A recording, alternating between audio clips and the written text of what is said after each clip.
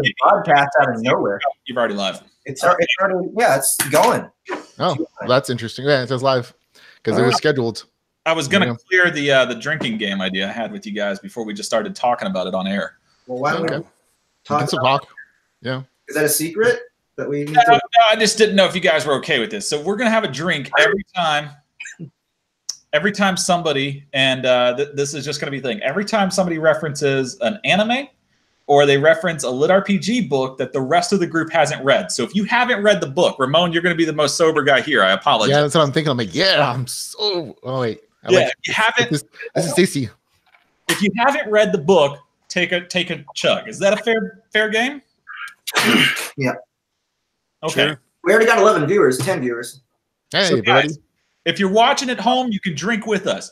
If somebody references an anime for the first time, if they reference a book that you haven't read, or if they reference an author that you don't know, just take a shot. Like that we don't know personally, or that we've never heard of. If you've never read their works. Okay. So if I'm like, hey, there's that guy Dakota. Drink. Well, no, that's an author, not a book. I know him as a person, but I haven't read a lot of his stories. So. Well, you said referencing the lit RPGs.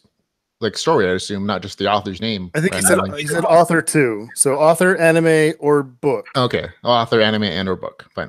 Right. I gotta wash a Tupperware. You never get to drink if someone references an anime. No, if they reference an anime, period, everybody takes a drink. I think it says Danielle's in the audience, Matthew Kent, me, Sarge, all kinds of good folks. Jaybird. Hey, Sarge is here. It's not. Jaybird's my sister.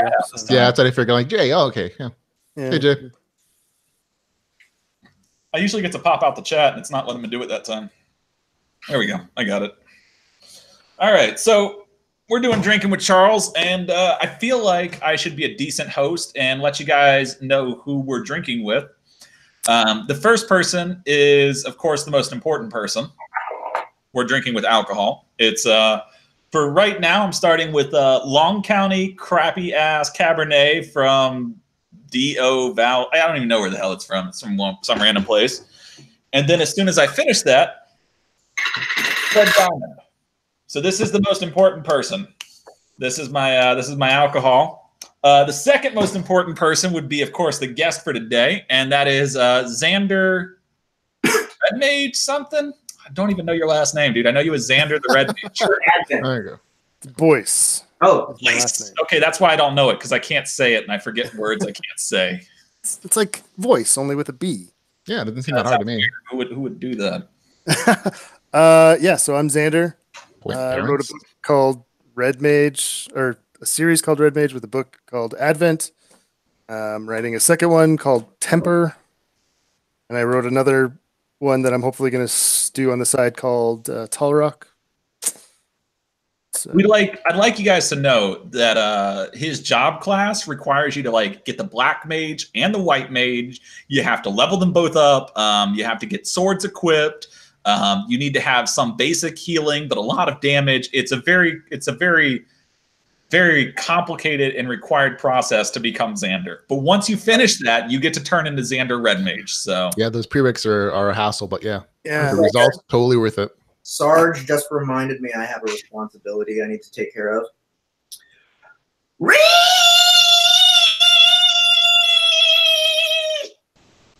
I guess. Yeah. That's it. Thanks for that. Yeah. Are you also going to do the cacao? No, because that wouldn't absolve me of any crimes.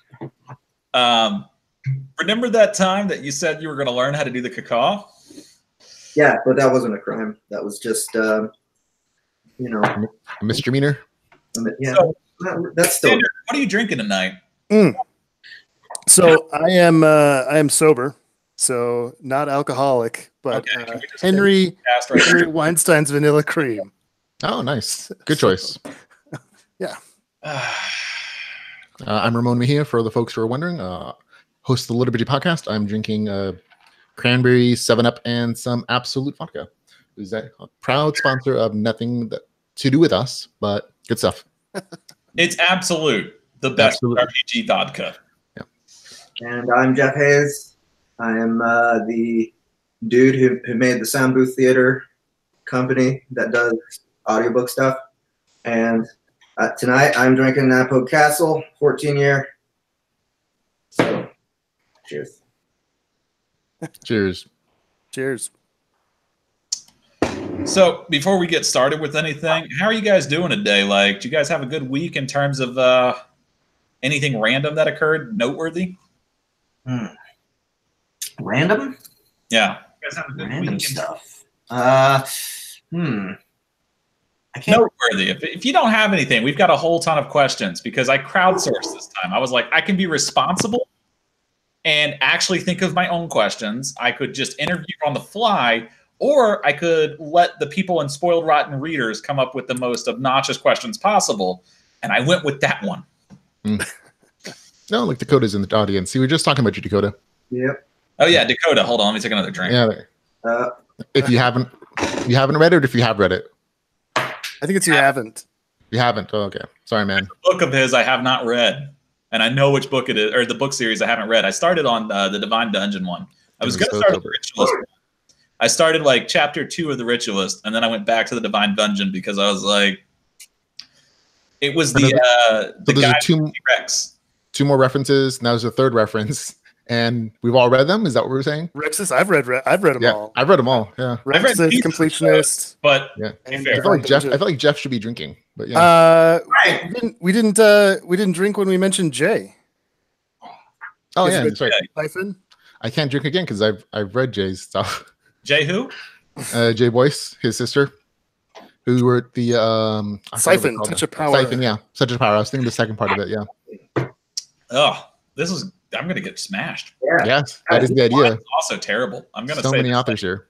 I'm trying a new wine today, and I almost want to get up and go to the room and get a wine opener so that I can start on the other bottle just to avoid drinking any more of this garbage.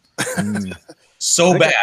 I've not had a wine this bad in my life. I've lived 30-something years. I have never had a wine that tasted this awful. So if you guys ever see Long County wine, I want you to know that even though it's like 10 or 11 bucks, medium priced, it is the biggest piece of shit wine I have ever had in my life. And this is somebody who drinks wine on a daily basis practically. So you're just going to save it for the wife? Like when she's going to steal something? Cooking? I want to switch over bottles so that either I'm trashed enough where I don't notice how bad it tastes, or I'll just leave it for the wife. I don't know which one is going to occur, but this is just bad wine. Okay. Like ass. And he drinks again. Let's get sponsored by them. Mm-hmm. So bad, you have to taste it. So bad if you've never tasted it in your life. What? Now everyone's curious. So we're going to start with questions unless anybody's got something noteworthy they want to bring up.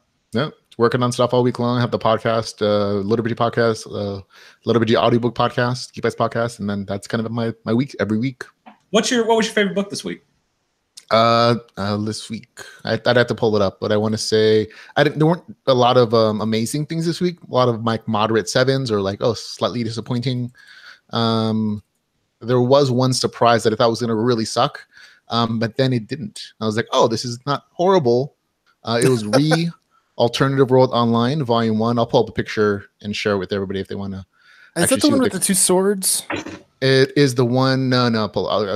I'll do a screen share so you guys can check it out. But entire screen, and here it is. So this is what.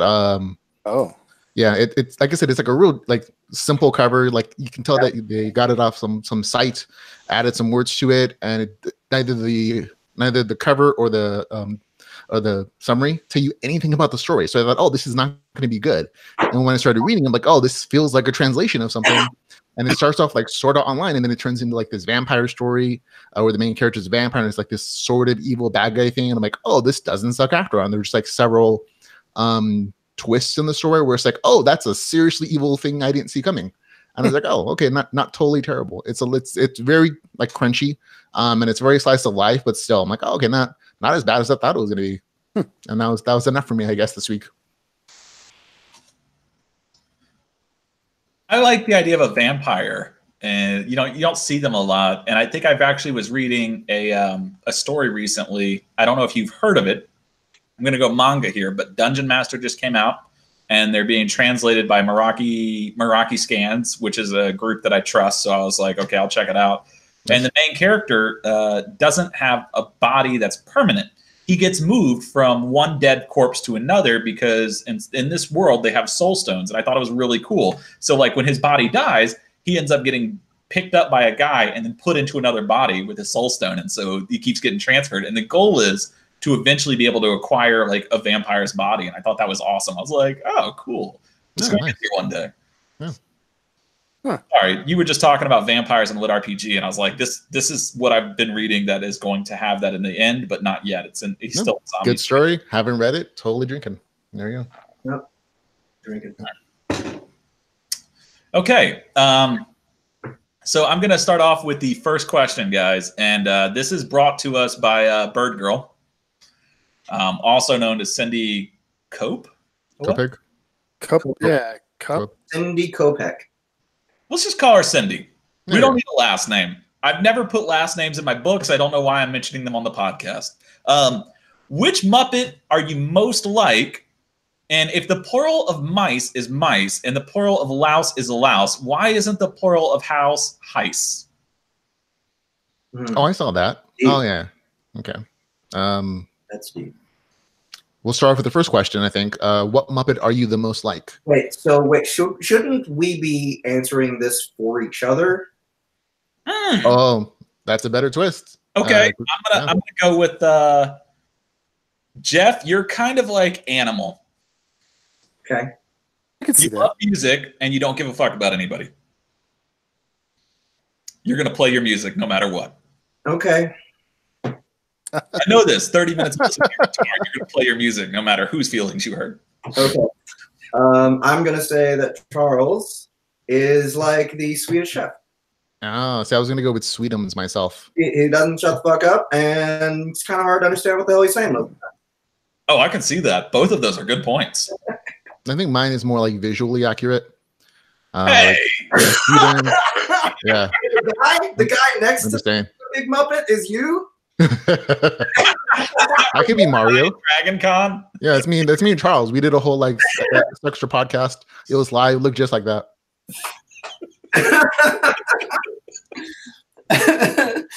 All right, so who's Xander? I'm probably Waldorf. Waldorf. The old Yes. guy. The old man. guy. One of the old guys. Oh, You that guys one? always house on each other. Everyone. Yeah, Waldorf. And I think the other one's name is Statler. Yeah, that sounds about right. Waldorf and Statler. Who is your Statler if you're Waldorf? Who? Is it Jay? Jay? Jay? No. Jay and I are very different. I would say it's probably Dakota. Dakota? Okay. Oh, because you both very, very similar in a lot you're of both ways. punny. Yeah. Yeah. I think I saw that on your on the either of you with Mountain Dew Press. Yeah. Yeah. Dakota says you're Brunson. Brunson. Who's Brunson? I don't even know. You're Bunsen? totally a Brunson. Oh, Bunsen. That's- Okay, well, Look it I'll up. say that for Ramon. You're I gotta ask you. You Muppet. worked with Dakota. Oh, Bunsen. the grape guy. Green He Oh, meant the- Bunsen. Benson. Yeah, Dr. Bunsen. Benson. He meant Dr. Bunsen. Benson. Is it Benson? Bunsen. Bunsen. I can be Meepers. Meep meep. Meep. Oh, what's his name? I just had his name. Beaker. Beaker. Yeah. Yeah. See, Jeff, you kind of remind me more of a Rolf. Which one's The wrong? musician. Yeah. The The- dog. The piano playing dog. Yeah. Oh, I'd like that better than Animal. I like Animal better. I like anyone in like that. Animal better, but as far as matching my personality. No, I kind of like anyone in that crew better, and like the music crew, like any of the hippies. Okay. We're going to move on to the next question. And this is actually not from the Spoiled Rod, and I wanted to ask you this when we were drinking earlier, but how's it like working with Dakota? Like it's fantastic actually. Like I don't do any work. I just like give him things and he's like, "Okay, we're going to do this." And I'm like, "Okay, perfect." And then I'm like, "Hey, like this is launching." And it's like the best part was like when I was getting the audiobook. So they sent me like 1,000 auditions and I listened to like 7 of them. I'm like, these are all terrible. I hate them. Sorry if you auditioned. I probably didn't listen to your stuff because I hated. So I don't know if you guys ever done an audition, but like the so that. No, I know what you're talking about. That like 2-page guys too. That 2-page version or 2 pages of your book you just hate afterwards. You noticed all the terrible things about it. So you're just like, oh, I hate that so much. So, but they're like, well, what about Luke? And I was like, okay, sure. And then like 2 weeks later, I had a book, an audiobook. It was great. Luke Daniels. I was hoping your first choice was Luke Chimalenko. I think his voice is very nice. Like, why? I mean, if Luke Daniels is even an option, what's the point in auditioning anybody? Well, he said no first. Oh, so why did he say no? Then they offered him more money. Said he was busy or something. And then all of a sudden he's just not busy. And then like he's like, yeah, I got some time up in the first part of December. The author whose book he was supposed to do, like what? Well, sometimes projects fall out or they get delayed by a couple weeks, and he can slot someone else in. I mean, yeah. Okay. So I don't know. That's crazy, man. That's it was cool. I like to think hypothetically that Dakota is such a dedicated publicist that he went to Luke Daniels' house and he's just like knocking on the door. He's like, "Look, this is our first audiobook. We need to make this right. You're a man," and you just convinced him, Taken style. Taken style. Okay, we got the next question coming up. This is from KT Hana, but if Anna, I'm never gonna get names right. Anna? KT, who is honestly one of my favorite people, so I'm sorry for butchering your name. And also another literature author. So Pie or Cake? Have you read hers? Yeah. See, I'm not drinking. I got her to send me her stuff, and I loved it. It was great. I started with Insomnia Online. Yes, that's the one. You say you liked it? I started with that one because my wife wanted to read something written by a woman because she was like, "Oh my God, it's only males in Lit RPG," and I was like, "No, there's plenty of females. I'll hook you up with someone." It's like a whole tag on the website. I read the first chapter or two when it was posted on Royal Road, and then totally forgot about the book. So I apologize. Carrie Summers. No. Price. Carrie Summers was the Stonehaven is fantastic. I got a drink on that one. I'm so sober now. Thanks. I'll try and get something for you, Ramon. I don't think it's gonna happen. So pie or cake, and if you have 10 cups of coffee and your friend took one, how many would you have left? I think I missed the first few words of that question. Pie or cake? Yeah. Pie or cake, okay. And then cake, because pie is terrible. What? Okay, that's a failure. Like, I don't even know why you would insult pie. I feel like that's a trick question. Well, look, there's pie, there's peach pie, there's apple pie, there's cherry pie. There's so many good pies. Why would you insult pie, man? So I don't like pie. Anything that has what I consider soggy bread, which is what pie crust is, don't like it. I don't like it. Soggy bread. Chicken pot pies. Don't like it. Yeah, don't like it. That's cool. Not even cobbler. Cobbler, cobbler can be good, especially if you do it like in a Dutch oven. That's really good. Ooh, it should be crisp on the outside. So if you have a graham cracker crust, it's fine, or graham cracker crusts are fine. So like cheesecake is fine. Yeah, you gotta have some really hardcore farts to cook something in a Dutch oven. Okay, that was a really bad attempt at a joke, and you should have a drink. Yes, as a penalty. No one laughed, man. Yep. Sorry for doing that to you, Jeff. We're going to move on to the second part. I've never heard of a Dutch oven except in that context, so it's not really a joke. A Dutch oven is like a cast iron oven that you put when you go camping. Or a Dutch oven is like when you basically bury the oven, like you basically take the cast iron and you throw it under the ground and you put dirt on top of it with coals so it just stays heated. Yeah, you usually use coals to cook it. Yeah. Okay. Okay. Don't worry, Jeff. Sorry. Question is, if you have 10 cups of coffee and you give one to your friend, how many do you have left? I give all of them away, so none. I don't drink coffee. You don't like coffee? Dakota can have them all. Okay, and then the next part is, I'm following this up with Dave Wilmart's question, is how many toes do you have? Interesting. I mean, I think everyone has 8, right? Yep. you were supposed to answer 10, and then I was supposed to say, great, you can count to 10. These are Dave Wilmart's words. Okay. And then he says, from your stat mechanics, some of us were wondering.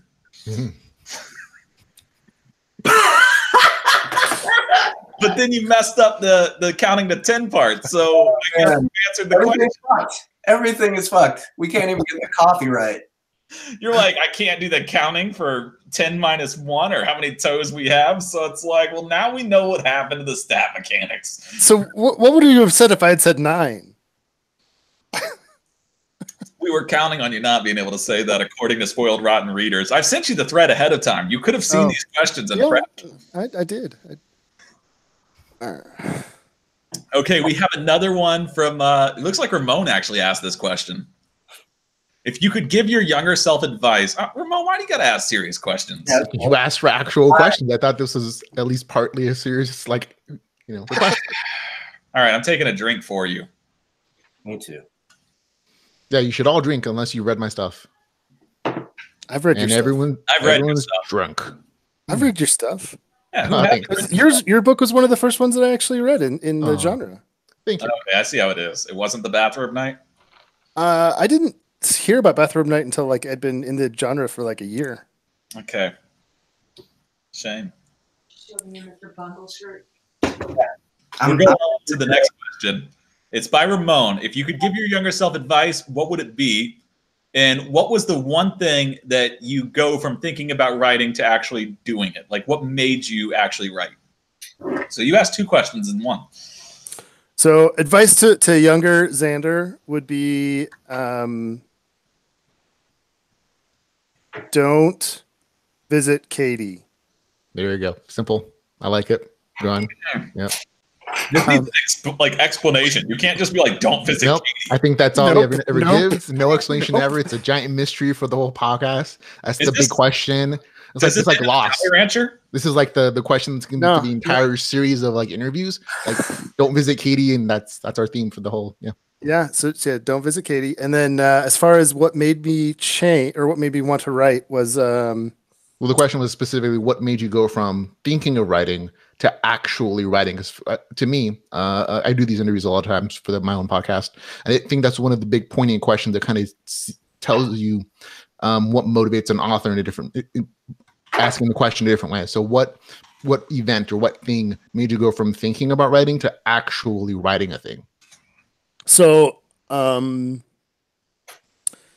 had read Dakota Kraut's Dungeon Born, and I really wanted more dungeon core novels. And all the ones that I was finding were harem-y. Okay. And I was like, these are just not what I want. And so I started to write this novel called The Island Dungeon that was about a guy who woke up and there was a body next to him. And so there's this mystery about it. And it failed. Like I couldn't get anywhere with it. And then, so I was doing that. And then all of a sudden I read Tao Wong's. So as I was doing that, I read Tao Wong's System of Apocalypse. And I was like, oh, this is what I want to write. And immediately I had this story come into my head that was, the Zathrite and being stuck in a bunker in DC where I had worked for 4 years, and then just it kind of grew out of that. So it was wanting something that wasn't there, and deciding that I could provide that. Perfect. Yeah, I think those are great answers. See, and they're sort of serious, and that's okay. We can break up the jokes with the serious. And so, who hasn't read Tao Wong? I read everything Tao Wong writes. I think. I started on him because I like him as a person, and so I've already picked up his book. Really, which book? It was. I got to check my Kindle thing. Adventures in Brad, System Apocalypse. That's the one. System Apocalypse. Yeah. There's the other one that's The Squire's Wish. Yeah. It was not that one. But now that you've mentioned books I haven't read, he writes a lot. And anybody who hasn't read any of those, that's a clear reference. I've when I talk to people on Facebook, I talk to a lot of authors, like a ton, and the majority of the people I talk to on Facebook are either trying to get something out of you, or it's completely fat at communication, or they're mad at you for something you've done. It's one of those three categories. What was that last word? Phatic? Phatic. A phatic communication is a system of conversation in which you don't actually say anything.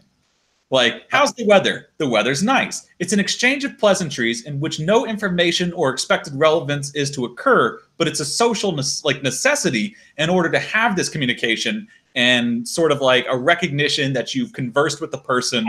So you're like, you have the conversation, you don't actually say anything, you repeat a system of words like a word track, and then you move on. Whereas a real conversation would be, I guess the discussion of phatic communication itself would be a conversation and not phatic communication. But and so just for the audience, like, ladies and gentlemen, this is exactly why I love Charles Dean and his writing so much. I get to learn so many new fancy words. I actually, when I read his stuff in beta, like the beta versions, I always have a thesaurus and a dictionary next to me, just because of that.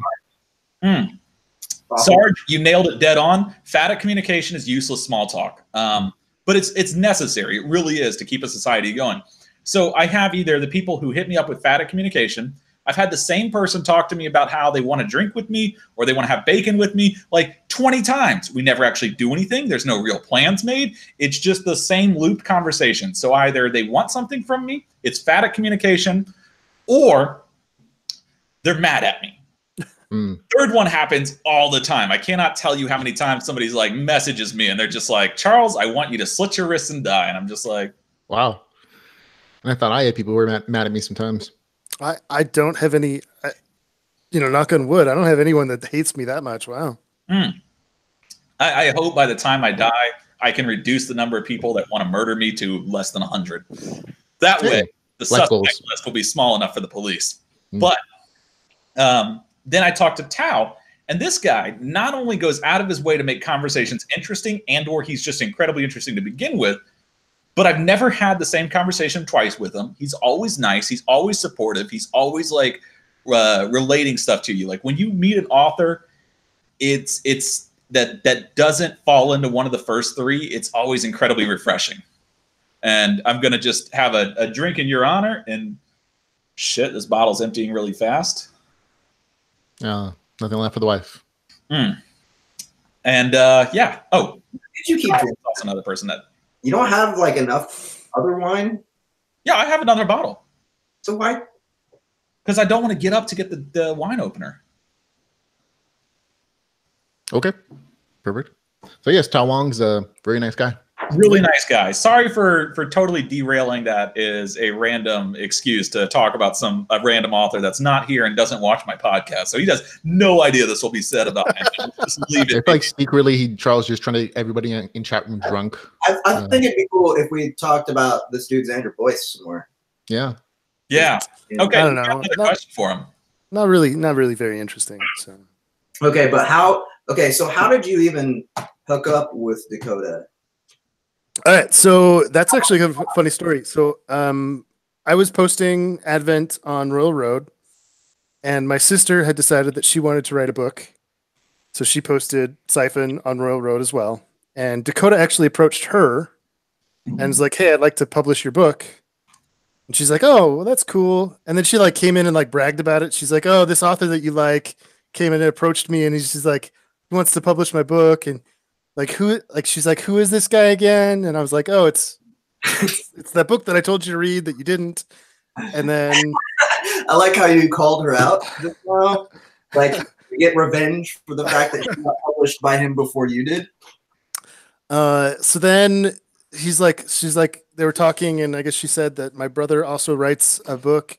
He's like, oh, who's that? And she's like, oh, he writes Advent. And he's like, wait, what? And he's like, that's one of my favorite books. And he's like talking about it and the were-ghouls and everything. And he's like, and she's like, she got very sad that he was more excited about my book than hers for a few moments. I don't know who this Jan Boyce is, but I like her.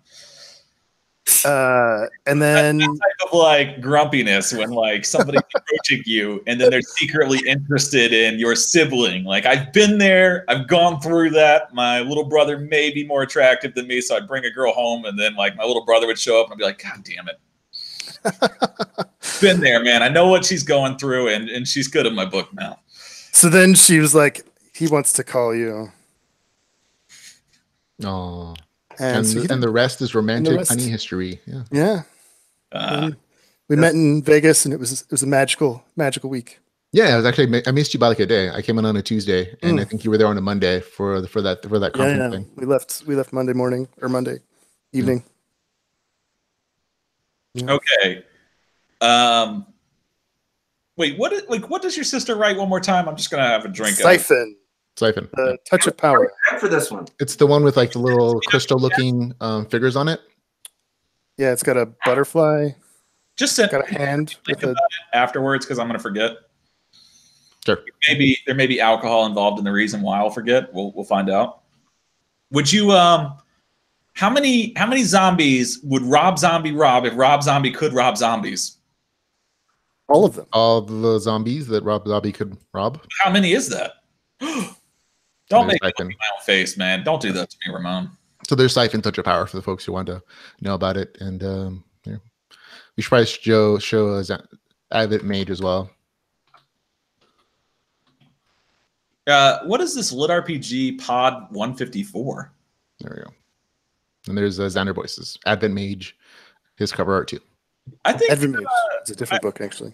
I think she got you on that cover art, man. That butterfly looks awesome. Advent, you're right. Red Mage. You're correct. So she got a fantastic artist for that.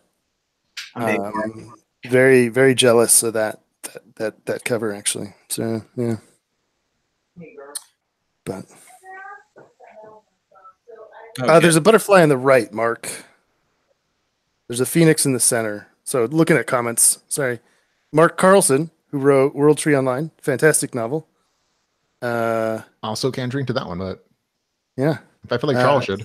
He asked what the figure on Jay's book was, and it was a phoenix. You guys got to stop name dropping places. Too fast. That was the point, Mister. I'm going to talk about Tao Wong for 10 minutes. Hey, but that was one person for 10 minutes. So the first time you should have been like, that should have been one drink, and when you got to like relax for a few minutes. So going into the questions, I'm still nailing these through. I want to try to finish all of them. What is your favorite? There's Steve Rowland and Stephen Steve Rowland Rowland, Mejia Online, and also a Sentence to Troll. Oh yeah, Sentence to Troll, and he did not Radioactive Waste. That's Hummel. Yeah, you are Pangea Online. So yeah, Pangea. He's got 2 other books, doesn't he? I think he might have some other ones, but those, yeah. Okay, we can look them up later. We don't need to name them all. Like, let's just. So on the real though, what is your favorite non-writing, non-lit RPG related, like not writing, not reading related hobby? Scuba diving. I don't think I can describe that, legally on the air. No. I was thinking dirty things too, and I had like that sigh was me being like, I have 50 jokes that I'm not allowed to say. Inappropriate Charles jokes. I'll just drink. There you go. That is a shame drink. I knew, like, my thoughts were terrible. I think I've had this conversation with Camila in chat room before, like in a Discord at some point. Okay, this one doesn't have any context, but it is Tao Wong, and he says foot or fist. Well, I would definitely be a member of the Fist. Isn't that like a ninja organization? Yeah, but so is the Foot. Oh, yeah, but that's Shredder's way worse. Turtles. Yeah, I think Fist is better. I think they're a better organization they have better healthcare. I think the Foot, like the Shredder. Unless they sacrifice you. Like nobody's ever been sacrificed by the Foot Clan. I mean, yeah. I'm gonna say like Shredder's was awesome, and he was the good guy in the Teenage Mutant Ninja Turtles. And I get really upset when people are like, "Oh, Shredder is awful and evil," and I'm like, "No, he is terrible." Oh, well, if you think about it, aren't the Ninja Turtles and Daredevil all in the same universe? Like, aren't the Ninja Turtles like they were created by the same chemicals that blinded Matt Murdock and made him the Daredevil? Yeah, are they? It's actually a pylon from StarCraft 2 that I use to charge my phone. It has a little cord that comes out of it, and it is freaking awesome. I hope that answered your question, New Hades. New Hades? That sounds wrong. New Hades? New Hades, probably. Yeah. Yeah, it's probably New Hades, but New AIDS just sounds wrong. Like, there's old AIDS, and now we got new AIDS, and it's more AIDS than anyone could handle. Yeah. Okay. Playing StarCraft 2 right now. Thank you, sir. Are you a fan of Florencio, Night Eyes, or are you just like a gamer, or do you actually like watch all the videos too, like a horrible? Don't get Charles started on StarCraft, guys. He'll talk about that all. That'll be whole StarCraft podcast. We'll analyze people's play styles and we'll start yelling things. And I've done that. I have actually sat there with a room full of like 20 people on Twitch because I have my own little Twitch account and I play StarCraft on it. But more than play, I cast other people's replays and make fun of them horribly for their terrible lack of units. And that's awesome. The Florencio Files is my favorite. Was it what you told me one story once where you were like coaching some like Asian team, the only phrase they learned were like more units or something, right? Mm-hmm. Yeah. When I used to be one of the top players on the North American server, and the only phrase I knew how to say was more units in Korean. And so I would just sit there, we'd be playing, and they'd be like, what do we do? And I don't know what they were saying. I would just be like, more units, you need more units. Because for some reason, in StarCraft 2, people like to play it like Sim City, and they build like these giant bases and keep building bases. And I'm like, if you've got no units, you're dead. It's very simple. But we'll move back because I did want to touch on this, but the Foot is the single best group in the Teenage Mutant Ninja Turtles. It takes orphans off the streets. It gives them job. It gives them gainful employment. It stops them from smoking. It stops them from doing drugs. It teaches them martial arts. It teaches them job-related tasks, and it teaches them communication and group leadership. All of these are amazing traits for a 17 or 18-year-old orphan to be given on top of food, living arrangements, and an arcade to hang out at. And the sole downside of this is that all of that is related to criminal activity. But they rob really, really rich people that have insurance. Do they? Crime. They never hit a small person. They only hit giant companies. I feel like companies have insurance. No, I feel like the first thing they do is they rob that one guy off on the street. The Foot. Yeah, because there's the kid that the Ninja Turtles are friends with, the pizza guy. And don't the Foot like steal the pizza from the pizza guy?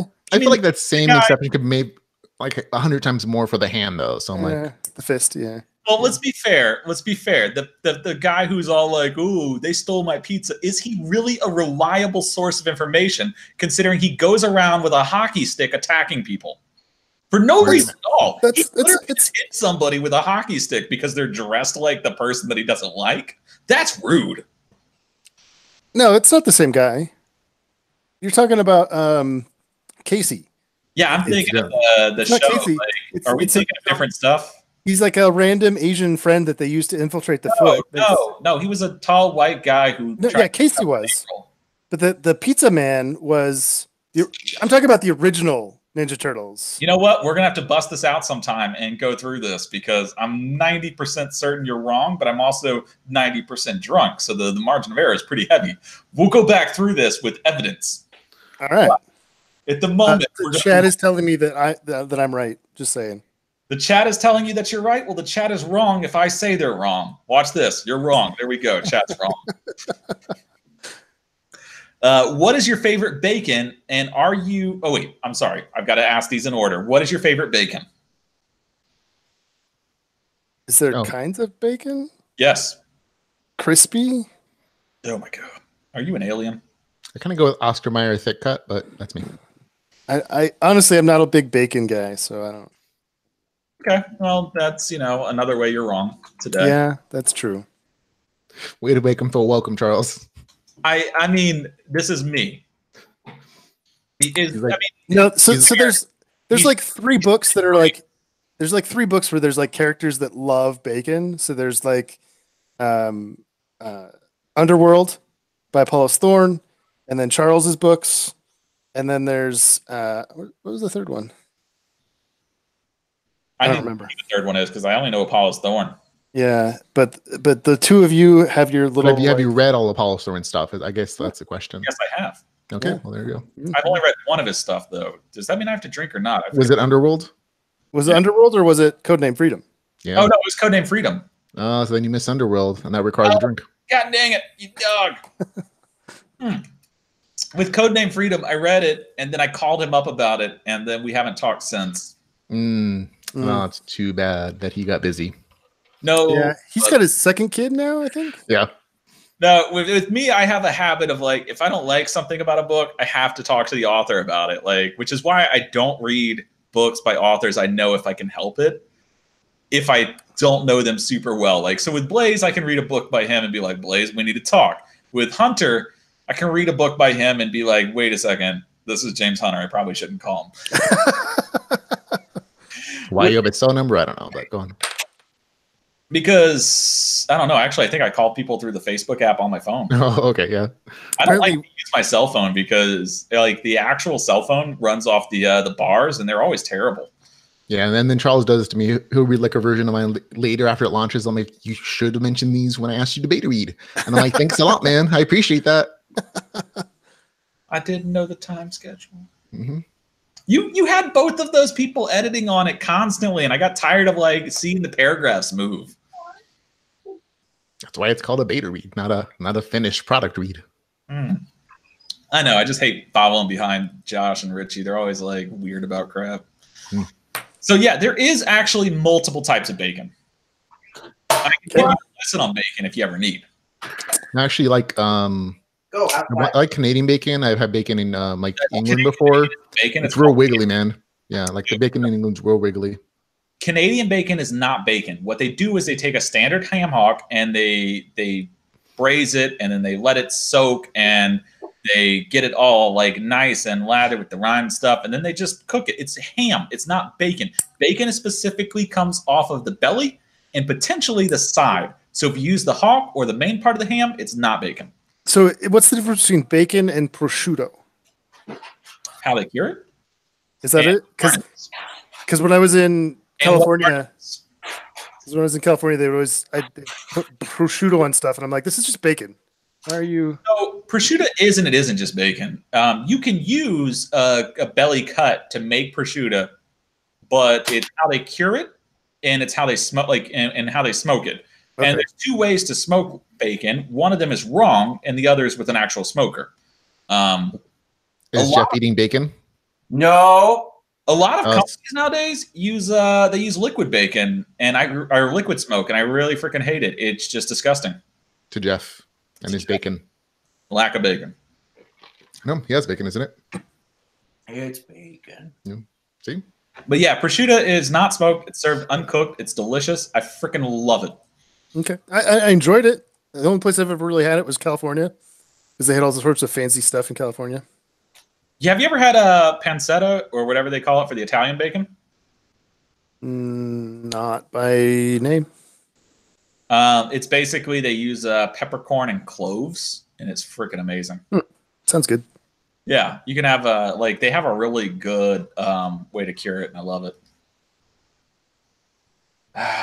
I could dream about bacon at night, every night. I don't like the way they use the back and the loin for the Canadian bacon and call it bacon. It's like, that's not it. It's not. I get what you guys are trying to do, but it's not it. Jerky bacon. You guys made me eat bacon. Oh, yeah, I've had jerky bacon, actually. Jerky bacon is pretty good. Okay. Bacon? Move on to the next question before I get absorbed into pure bacon, because I've been PM'd by two people that I need to stop talking about bacon because my mouth is watering. No, they actually said, oh, bacon isn't a great enough topic to talk about for hours. And I'm like, how can you not talk about bacon for hours? So let's see. The next question on the list is, do you think about a theme before you start a project, as it reveals itself after the project is written, or what the hell is a theme? Also, what is the optimum caffeine alcohol ratio and what is its maximum efficiency? And if you don't drink alcohol, why not? And this question was brought to you by Nathan Am I? Hoping to say you're going to say Fillion. Man, that'd be fantastic. Like, that's so amazing. I'm doing that forever. Can we talk about how great Firefly was after he answers the question? Firefly was fantastic. There was a lot to that. So for all three of the books that I've started, I had a distinct theme in mind before I started it, but that only really dictates the plot. And when I do like the overview, I don't really think about it when I'm like writing individual scenes as far as what the theme is. I probably should. Stop. I got to ask, go back for a second. What do you mean by you think about a theme and it only dictates the plot? Could you be more specific? So like I don't. So recently I had someone comment on one of the chapters that I posted on Royal Road. There's a lot of sentence fragments. Did you do that to try to increase the tension of the scene? Because it's a fight scene.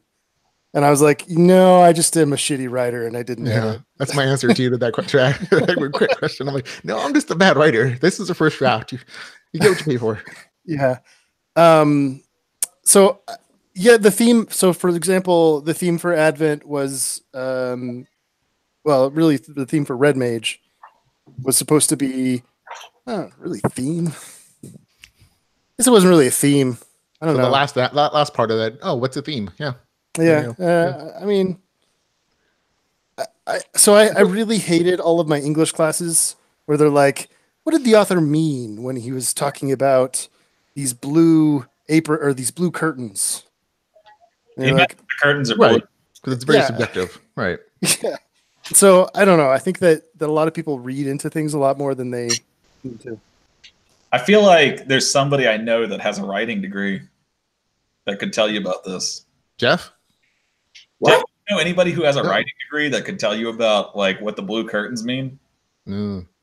Sorry, I will stop with the passive aggressive and move on. I appreciate that. Yeah, thanks. That second part of that question, though. Yeah. So I have to ask this. When you're doing Red Mage and you said you don't have a theme, like, does that mean that when you're putting it together, you plotted or you pantsed? So I had an overarching plot for what I would get the whole Red Mage series, the whole first Red Mage series. So I knew where it was going to end, and it kind of just sprang up. That was the first thing I did was where Drew was going to end his story. So you started from the end and then you kind of worked your way backwards when you were planning it, or did you start from the end and the beginning at the same time? Like you knew who the main character was going to be, you knew what development you wanted, and then you knew where it was going to end, or did you like, this is a great end and then I'm going to make my character off of it? Like, I'm sorry for asking these inane questions. No, yeah. So it was pretty much what you were saying. The first part of that was I knew where it was beginning. Here's the character. Here's where his origin was, and then trying to figure out what's in between has kind of been the struggle. Do you build the struggle based on like how you want the main, like when you say you know the main character is going to end, and I'm sure I'm just annoying people with this, but when you say you know the main character is going to end, do you mean that you're saying like, I know where I want him to emotionally be at the end. I know how I want him to develop. I know what type of struggle I want him to go through. Or are you talking specifically in terms of like tangible creation points? Like, are we talking like, I know that I want the aliens to be defeated, or I know that I want the character to grow as a person? Like, are we talking emotionally or physically in terms of the changes? And when Both. Oh, okay. Now, I feel like so bad for Xander right now because Charles has done this to me before on multiple occasions where he's talking about my book or something. I'm like, man, you're putting a lot more thought into this than I think I did writing it. So tell me about the main character. When you were writing Red Mage and you had this character, like what was the first thing you saw? And we can take a shot for just Charles harassing author. Apology shot. This was not serious drinking with Charles. Yeah, but I like Xander, and this is really interesting.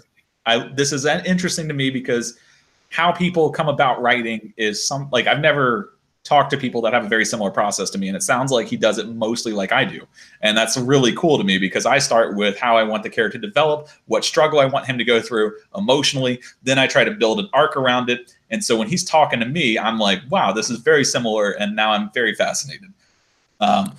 Yeah, so I mean, definitely there is both a point in time of like where he is, what's going on in the universe that he needs to reach to, but also what he needs to be in order to fit the role that he's going to have in that location. And what would you say like was the struggle emotionally? Like where did he start, and what was like the big change that you really wanted to convey to the reader? Like just for those of us, I mean, I don't think an emotional change is going to be a surprise for readers. Like was it a confidence issue? Like what did you see as the main emotional like detriment to him at the beginning that he overcame as he went through? So and you're gonna see, this is obviously the first book. It was more just set up, introduction of characters, things like that. I think in Temper, you're gonna see a lot more of him. Just he's a very kind of go with the flow, just kind of let things happen kind of person to start off with, and he's definitely going to become more proactive, more in command, more of that position of. Yeah, more. I guess confidence would be something that you could describe it as, I should say, but it's going to be more just that command presence that you see in a lot of military officers. I saw that. So that's kind of what I went with War Eternus too. So we have a very similar process, and for one of our bigger books, we had roughly the same idea in terms of struggle. So I'm going to take 2 shots for you, sir. You're a gent and a writer. That's hard to be both. Thank you. I'm going to take a quick second to tell you guys that the link to Xander Boyce's book, Advent, is in the description below. In case you have not read his book already and you're like, who the fuck is this guy again? It's down there. And for folks who are just joining us a little late, like it's available on Amazon. It also is an Audible product. So it's there on Audible. So just released a couple weeks ago. Yep. A week and a half ago. January 2nd. All right. Ramon, I'm sorry for cutting you off twice. Was there some question or something you wanted to ask in there? Nope, that was it. Just they had questions in chat room. I just want to make sure we got answered. Okay, awesome. The next question is by Chet Sandberg.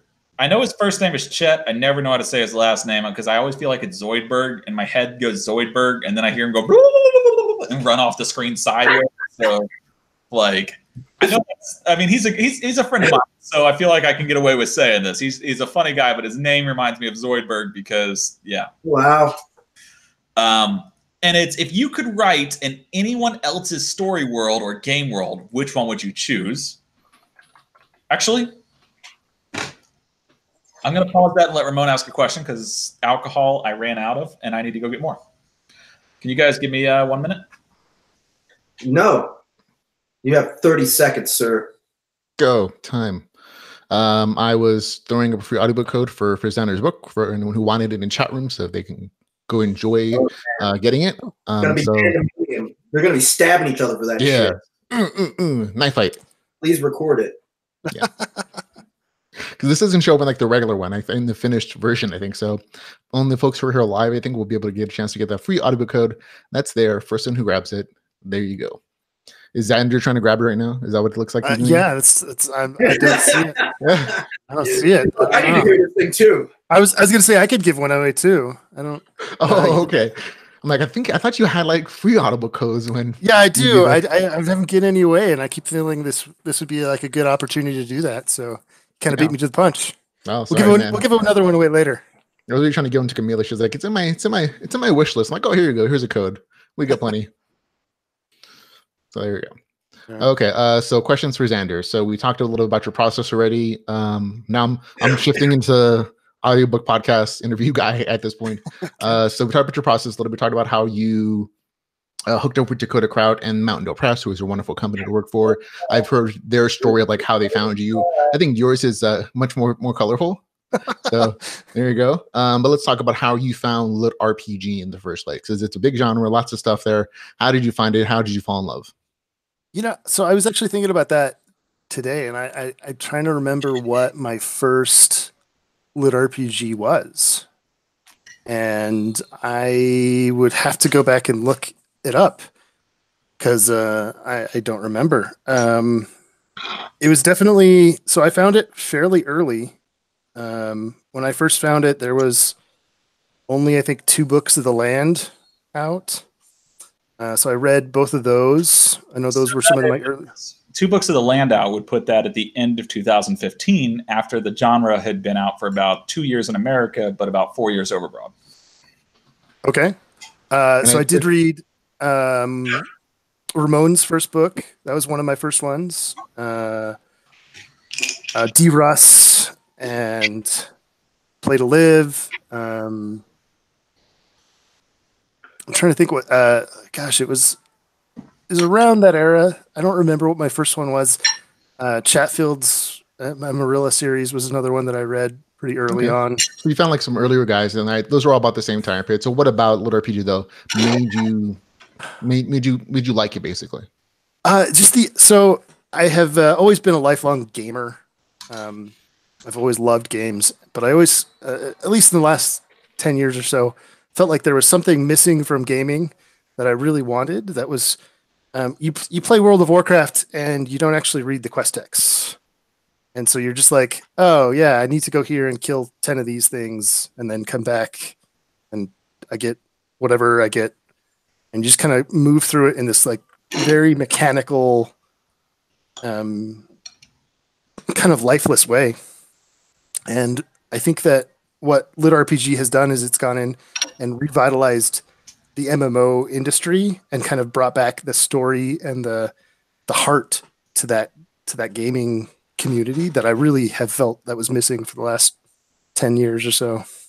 Right. No, that perfectly mirrors my same kind of thoughts on the situation. Like I can't play most MMOs anymore because I'm like, oh, Lit RPG is better. Like Lit RPG gives me all that same kind of good crunchy vibe with like min-maxing and going on adventures in this broad open world and having quests and skill trees and everything with really good stories that I can like either listen to as an audiobook or just like, flip through on my phone without having to invest 200 hours into a game or something. Right. And so I think for a lot of adults who grew up as gamers, who grew up playing MMOs, like every MMO game like I did, it was like, oh, hey, this is kind of a way to get the best of both worlds, like really amazing stories, but also that same kind of vibe of MMOs. And I think that is unique to I think our generation, because I think I'd say we're about the same age, of adults who we get busy with family, life, jobs, and we can't do all that fun, amazing stuff we used to. And so this is definitely a big filler for those kind of things.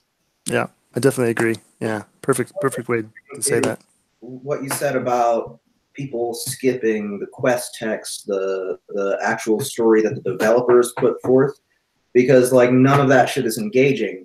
And the thing about Lit RPG is that usually it's not the quest text that's driving the story either. It's what the players are doing and how they relate to each other. And that's what makes an MMO interesting anyway, is interacting with other people, joining each other, raiding together, like talking about gear. I mean, that's the stuff that you actually care about. And the stupid, story that the NPCs are telling you is not engaging at all. So I can see how Lit RPG is really scratching that itch. Yeah, and I don't think that's because they're not good writers, because obviously, yes, it is. Yeah, well, okay, it is absolutely. I'm sorry, but Jeff's talking about lack of engagement. These bastards have me literally playing a game where I get to be the character, the main character. There's text. It's interactable. All of the graphics are in their favor, and they still can't get me to read a damn quest. But if you go over to a game like Planescape Torment, the quests were so interesting, I would literally play single player for hours and hours and repeat a game just to get all of the dialogue options. So when you talk about the difference in like an MMO versus a single player RPG, like even Pillars of Eternity, as redundantly dull as it got eventually, started off with incredibly fascinating stories, and it really drove the plot forward. So when you say they aren't good writers, I don't often shit on writers, but the people who write the fucking World of Warcraft quest can, especially the last like 4 expansions, they can suck a duck. But I mean, the plot in Lich King was fantastic. That's because the Lich King was fantastic. It's true. But like you see Bolvar and like his sacrifice at the Battle of the Gates, and all these great cinematic things that they just kind of forgot as they've gotten more popular, more into the genre. I just out of curiosity, guys, touching on Warcraft, what do you guys think of that Warcraft movie that came out, the animated one? Oh, I mean, I've heard of bad movies before, but what are you asking for? Did you enjoy it? Did you watch it? Watched it, hated it. Because we're all gamers, I think we've all played World of Warcraft before. What did you think of the animated movie? Animated movie? Yeah, the Warcraft movie. Wasn't it live action? Like, Jeff was telling me about his bard on World of Warcraft. No, it was CGI. Like they look like they're supposed to be live action, but they're really just CGI. Yeah. Okay. So I was really not a fan of the fact that they took out the light in the movie as some sort of like not wanting to make a statement or something like that, because one of the central tenets of Warcraft has always been the belief in the light, in that gods and the paladins and things that are doing it, and they have all those characters, but they removed that aspect of their personality from them. So they have all these priests, but they don't talk about where they get their power, where they get all so it's this. I mean, the whole central tenet of Warcraft is the fight against, or from the light to, Sargeras and the dark and the people that are trying to take over. And so to take out that central aspect of the plot was really jarring to me. I know what you mean, because like when I think of World of Warcraft, I think of like three things. The first is the light is an entity, being both a good entity that people should follow in terms of like if you're a paladin, but also very sketchy in that it kind of wants to use you. You're like a vessel that it doesn't really consider. You are like, when you're playing World of Warcraft, you're essentially like the little footman in an RTS being driven by something that is supposed to be greater than you, but doesn't really have a care if you die on the battlefield so long as the mission's accomplished. And that was one of the interesting aspects behind World of Warcraft, is the deity had a goal, but it wasn't to preserve individual. Like, it was a groupthink, goal-oriented creature. So that was like a really fascinating part of World of Warcraft. And then the second part was the battle with, like, I guess the immigrants? I don't know what we want to call them. Like the orcs coming in? Refugees? Do we want to call them refugees or immigrants? Because they were basically dropped into the world with this horrible, evil desire to like murder spree through because of the blood of the demons running through them. Like literally some fat demon that I had to kill in Warcraft 3. Like, let's not go. Manareth. Yeah. So they're like a bunch of like battle-hardened, blood-crazy murder people. And then the third thing I remember is that for some reason there wasn't any black people. And Jeff had a bard. I forgot about number 4. I never played WoW. I had a bard on Daok. Daok.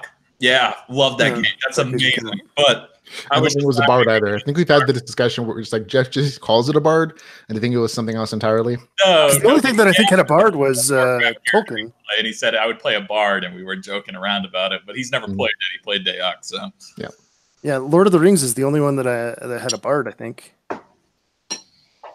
And I think it was a minstrel. Anyway, MMO. That's what I want to call Jeff now. Instead of like a bard, we'll call him a minstrel. There was just a bunch of really interesting aspects to World of Warcraft when it came out for the first and second one. And then as they got into the third one, they just went hard on the emo. And then by the time the expansion went out and the MMO launched, it was like they had just totally trashed a lot of the plots. And then they were like, you know what? Let's double down and make the worst possible movie. So as a Warcraft 3 fan and a Warcraft 2 fan and somebody who grew up playing Warcraft 1, 2, like I played all of the expansions on Warcraft 2 like twice. So I loved that game. And then when the movie came out, I just wanted to like smack somebody so hard. It was like, how dare you introduce the trolls this early? I'm kidding. I'll be right back. I need to use the little boys' room because I've been drinking. Yeah. That means the other 3 of us have to carry this conversation out. Jeff, you have to wake up. Had a bard in EverQuest 1. Jonathan Cook had a bard in EverQuest 1. Has readers. Wow. Have you guys played EverQuest? Because I'd like to talk to you guys about the fact that I hear about EverQuest all the time, and I haven't played it. So fill me in. What's it like? No, it's okay. It's like every other MMO. It was really just, a the initial grind, but it was also like the first MMO for a lot of people, and so they had fond memories of it. But if they ever went back to play it, they would be disgusted. My graphics and playstyle and just like the way it feels. But yeah, it was a game. Would you rather, like, okay, this is going to be my question for readers too. Like, if you guys are watching this, would you guys rather have your favorite lit RPG made into a book, made into a movie? Or would you rather have it made into a video game that you could play? If you had to choose between an awesome, fully AAA style video game of your favorite lit RPG or a movie done by like the top animators possible, would you rather have the movie of your favorite lit RPG or the game? That's a good fucking question. Dropping it. Holly G. It depends if I got a 3-picture deal for the movies, in which case that would be my choice. If the video game was like 12-episode deal. I'd go for that definitely. Of the 3 choices of movie, of video game or Netflix, I'd go with Netflix. Yeah, I'd rather have a game. Probably. I don't know. It depends on the lit RPG though. I mean, for a favorite, I guess my favorite would have the really good game mechanics, and I think the best lit RPGs are the ones that when you read it you're like, I want to play this fucking game. So probably video game for me. Okay. So I guess my problem with that is that probably my favorite lit RPGs rely on a mechanic that wouldn't make it a very good game. Like imagination. No. So like they get the special unique class up front, or that one like cheat power. Yeah. One unique thing that makes them special. Yeah, and that wouldn't be a very good game. Like I would want to play Red Mage because you would be like a peon, not because Red Mage, because the main character is basically you, right? From like 5 years ago. I think that's what your sister said in chat room. She's like, "No, that's just him from 5 years ago." Yeah, pretty much. Hey man, that's the same way I write. I'm like, all my characters are versions of me. I'm like, Adventures in Terror is like me as a teen. Project Alpha is like me in college, and like Planet Bound is me as a grown up with a wife and a kid on the way. So I'm like, yeah. Who would I be in War Eternus? What was that? I said, who would I be in War Eternus? Aren't you Augustus? I'd either be Augustus. You're the god of like Augustus. I also found out I have a superpower. Like wolf. Oh yeah, what was your superpower, Charles? Tell the audience. Apparently, Ramon went drinking with me one time, and his wife got knocked up. I feel like that it requires some explanation, because if you leave it open and like that, that sounds a little weird. But go on.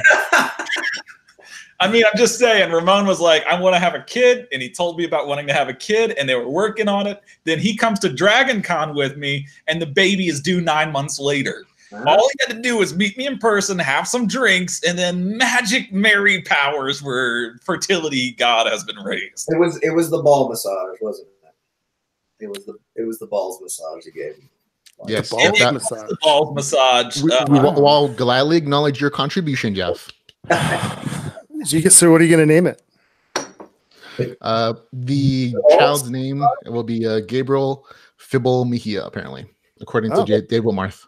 Okay, you could name it after my middle name, or one of my middle names, because I've got more, but Ealgio, which means the noble goat. Mm. Yeah, that's not a target for a child. Okay, I'll spell it out for you guys. There we go. It's in the chat now. Ealgio. That's an actual name of yours? Yeah. It's one of my many names. Actually, I have 4. So I'm like one of his 7 aliases. I do have a ton of aliases. I go by jerk, asshole, you bastard. That's like been my biggest name. Is like, honestly, when Blaze, like I type in bastard and Blaze's name popped up, I'm like, thank God it's not just me. Good job, Blaze. I'm not the only bastard in the room.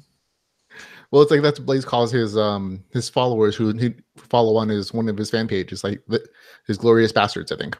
Yeah, well, for the last like 5 years, every time I hop into this Ventrilo, do you guys remember Ventrilo before Discord? Yeah. Yeah, it's way better than Mumble and TeamSpeak. I don't care what anybody says. Vent for life. Discord is actually better now. It's easier, but back in the day, Ventrilo was my thing. And I would hop in, and they'd be like, "Oh, it's the bastard," and I'd be like, "I have a name. I promise." But yep. That is, I've got a ton of names. They're all offensive, and I'm really, really happy with the ones I was given because they're the only ones that don't seem to be insulting, other than I have now been deemed, for some reason, the god of alcohol and beer and bacon. And I'm very happy with all 3 of those, but I feel like my job as a DARE instructor who tells people not to drink and drive is being incredibly undermined. By your normal, everyday behavior? I don't drink and drive. Oh, okay. Sorry. I'm driving.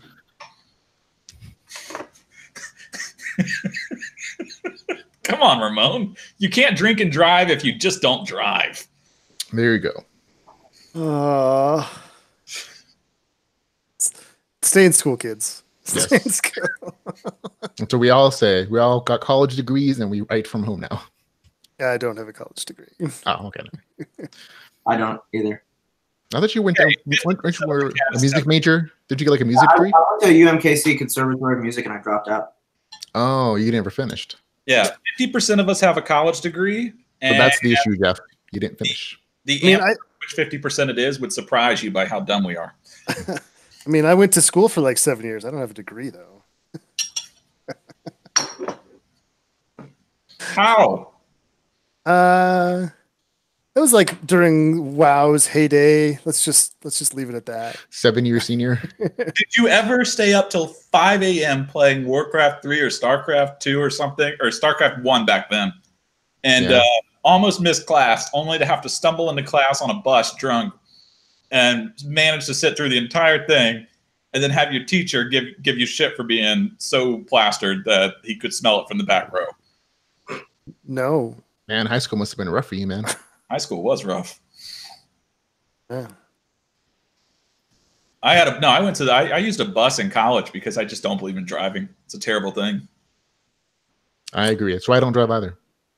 You can't really not drive where I live. Uber. Yep. There's no Ubers even. I have everything delivered. All my groceries get delivered. Amazon is amazing. Never leave the house anymore.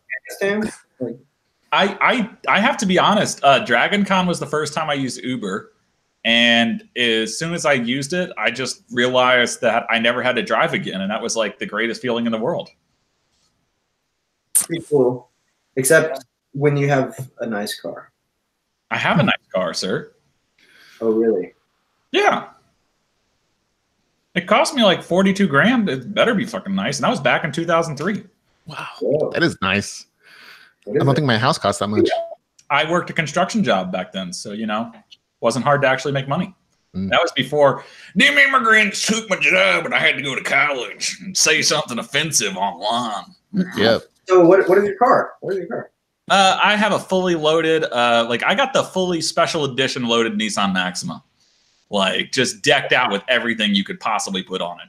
Cool. And my wife has stolen my car multiple times. She stole it right now. Because I don't drive it, Carlson. I just refuse to drive. It is, I got it in 2003, and it had less than 80,000 miles in 2013. Wait, what? 2003? So it was brand new in 2003? Yeah. And then 10 years later, you only have 80,000 miles on it. Less than. I had less than. Now, it's got a ton of miles now because when I was first married to my wife, or dating her and then married, she was going to this place called DLI, which is the Defensive Language Institute in Monterey. And I was attending school in San Francisco. So if I wanted to get fun time with the wife, trying to think of how politically inappropriate, or how Remember, this is Sound Booth Theater. This is not your normal channel. That's right. I'm like, wait a second. This isn't my show. That means there's less barriers because I don't delete shit. So, in 2000, so basically in 2012, late 2012, early 2013, I would drive 2 hours to pick up the wife, drive back 2 hours to get her to my apartment, and then we would spend the weekend together, and then I would drive 2 hours to both ways to drop her off. So I'd put 4 to 5 hours of driving on my car every single week, and that really racked up the miles. And at that point, it was over for my beautiful Nissan. Okay. Wait, your wife got weekends off in DLI? No, she had weekends off of DLI. Yeah. What? Dude, she scored a 3+ in on all 3 tests for Arabic. That's impressive to have every weekend off. You get on to her DLI. for not studying at that point. Yeah. Okay. You know what that means. You're military. When I say 3+, I do. Yeah. She is brilliant. She is absolutely amazing with languages. She speaks like Chinese, some, not all, but she speaks enough Chinese where every time I'm talking to someone in China, she's like, oh yeah, I know that character you just sent. That means this, doesn't it? It doesn't actually mean what you just told my husband. And they'll be like, yeah, you're right, but we were messing with Charles. So I'll be like, or like she knows French, Italian, Arabic, Hebrew, and what's the other language she knows? Oh yeah, she knows some English, not that much. I'm kidding. She's good. Good that you can actually communicate with her. She writes fan fiction all the time, and I'm like, why? Like, she has thousands of like readers, and I'm just like, just write a real book once. Like, if you have 5,000 or 10,000 people reading your porn stories, just write one that doesn't have the name of a main character. Or just change the names and release it as 50 Shades of Grey. Yeah. Or release it as something that's not as bad as 50 Shades of Grey. Well, I mean... Well, then she won't make as much money. What? I hope she becomes something that is not as bad as 50 Shades of Grey, and then I said, then she won't make as much money. Jeff is just jealous that he didn't get the 50 Shades of Grey narrating job. I am very upset about Jeff not being 50 Shades of Grey too. Jeff, I feel like we should have Jeff like read 50 Shades of Grey. 50 Shades of Grey right now in one of his voices. We should pull up a sample. Can we get Jeff and Ramon to act out a scene from 50 Shades of Grey? I feel like both Xander and I would very much enjoy this. Hey, I'm up for it, man. I'm okay with this. Who's gonna play whatever the main character? I've never read this book, so I don't. Isabel? I think it's her name's Isabel. I don't know. I think Ramon should be Isabel. Okay, I think Jeff has better girl voices, but okay. He does have better core voices. All right, 50 Shades of Grey. I scowl Wait. at myself in the mirror. Jeff, you gotta link it so that Ramon can join you. And damn Catherine Kavanaugh for being ill and subjecting me to this ordeal. How's that? That was good, but you should link Is that your text or paste whatever it is that you're reading so that you and Jeff can. is that your Gilbert Godfrey? Yeah. That was your Gilbert Godfrey impression, wasn't it? Yep. I didn't do enough high-pitched stuff. He does a lot of Cheers. Cheers. For all those people who forgot how great Gilbert Godfrey was. Oh my god, that dude is amazing. He's not dead, is he?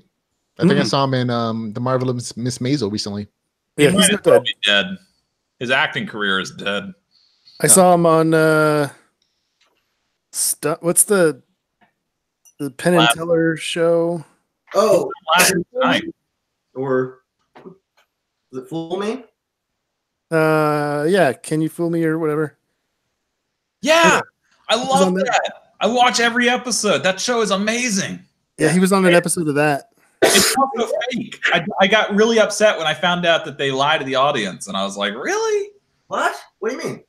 There was one guy who basically like cheated, and the producers knew about it, but nobody called him on it. And and so somebody posted a video of what the audience actually sees, and then compared it to like what the show sees, and it was different. It was very different. I was like, it was really depressing because I thought their magic was like way better, especially that card guy, and I don't know if it's actually that good. No, Gilbert Godfrey's still working a lot. I mean, a lot of like voiceover work, but also like he's been on Last Week Tonight from several episodes. He does appearances now. Cameos, yeah. He's Mr. Mixelplick in the DC and Lego DC supervillains. Let's see what else. He's on Family Guy as a voice. So yeah, he still works. Good for him. So he's got cameos. Cameos and voice work. Yeah. It's kind of cool when you can have a career of cameos. Like Stephen Hawking. I was thinking more of Stan Lee, but yeah. Stephen Hawking showed up on like every freaking cartoon back in the day. Showed up on a cartoon? Yeah, like he would do the voice work, like, and his character and then him would be in cartoons. Like he was actually all the way from Simpsons to Futurama to Family Guy. Like he was in like all sorts of like, they would just randomly have him there, and you'd be like, "What? Oh, cool." He even did what do you call it? Big Bang Theory. Whoa. Yeah. He did a ton of shows because Stephen Hawking is like, he's a geek celebrity, and so he ended up in like a ton of like geek oriented stuff. Much like that, what was that show that was super amazing and Fox canceled it? Firefly? Serenity. Specific at all. Oh. Firefly? Yeah. Firefly. Yeah. Like Firefly, Buffy, Angel. Buffy should have been canceled. Dollhouse. Dollhouse was epic. I never saw that one. Just hot girls doing hot girl stuff. I don't know why. Like, I need to explain any further. Okay. They were like, "Oh no, I have feelings," and I was like, "No, you don't. You've got yoga pants. Carry on." Which one's better? Yoga pants or feelings? I'd rather have a girl with yoga pants, but I ended up marrying one with both, so I'm good. Oh, there you go. Cool. Best of both worlds. Yoga pants. She wears this frumpa suit. Has your wife done that to you, Ramon, where she starts wearing like really baggy clothes around the house and you're just like, I can't get mad at you because I wear baggy clothes, but come on. What happened? No, I tried to set a good example of just like not wearing pants ever. And so women don't do that though. No matter how much you just walk around with your balls out, women will not join you. Here's the secret. Just turn up the heater to like 100 degrees in the summer. Oh my God, that is brilliant. Yeah. I have so hot at night. Why is it so hot tonight? Yeah. That is Ramon education. Thank you. I will try that out. And if it fails, I will blame you horribly. My couch smells funny. I will blame you horribly. You don't blame me for your couch smelling funny. That's I think it's the beard. Which beard? I didn't specify for a reason. I love Xander's reaction there, and I love that the camera panned to you doing it. I didn't see that. So, did Jeff just get it? Yeah. So Firefly. Firefly. Yeah. That movie. Who's your favorite character? The movie was great, actually. I just was really upset with the end. Probably the mechanic chick. Mm-hmm. Jewel Staith. Yeah, the mechanic chick. Yeah. Anybody not picking the mechanic chick? Nope, that's it for me. Kaylee. If you had to pick a single girl from a Nathan Fillion series to hook up with, who would it be? And what outfit would you have her wear? Can I choose Nathan Fillion? No. You can. I'm still going with the mechanic chick. Is Amy Adams? Is that her? Amy Aker. Sorry, Amy Aker. I think she's. Are we talking about the redhead with the ridiculous bazongas? No, that's Amy Aker. Is she's Root in? She's Whiskey in Dollhouse. Oh, I haven't seen them. She's the doctor. Yeah, I'm a big. So she's in Much Ado About Nothing. So it works. I'd probably stick with Jeff on this. The mechanic pick. Yeah, it's still going to be my pick. Yeah. Has a name. Her name is Kaylee. So adorable. She doesn't need a name. She is amazing. That's all we need to know. She's funny. She's cute. She's good with machines, and that's 3 things you need. Yeah. Funny, cute, and smart. Yeah. All I need. So. And if anyone knows this thing, he's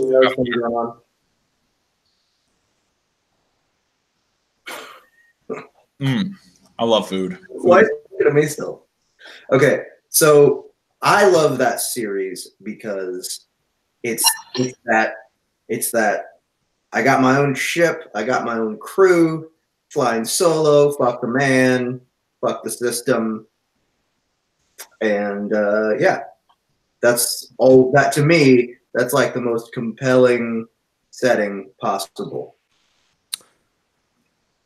It's not like Star Trek, where Star Trek is all about, oh, we are with the Federation or whatever, and like we're following the rules all the time, and we're trying to figure out how best to play by the rules in every. Shouldn't it have been Planet Trek? I feel like of any of those series that Jeff just mentioned, he belongs the most in Star Trek. I feel like Jeff is definitely the main rule follower guy. He's not the rebel. Jeff is in Han Solo. He's not Star Trek material. He's not Star Wars material. He's definitely Star Trek. He's like an ensign in like maybe the science division somewhere, like a Barclay kind of character. No. Maybe not Barclay specifically, but somewhere in engineering maybe. No. I'm gonna throw this out there. Can we point out that in the entire Star Trek series, they don't visit a star once? They go to planets all the time. Why wasn't it called Planet Trek?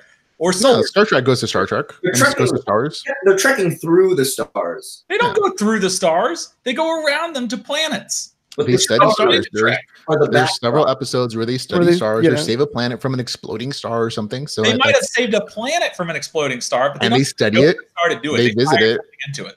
Yeah, no, I think a better what episode did they go to the star? What's better?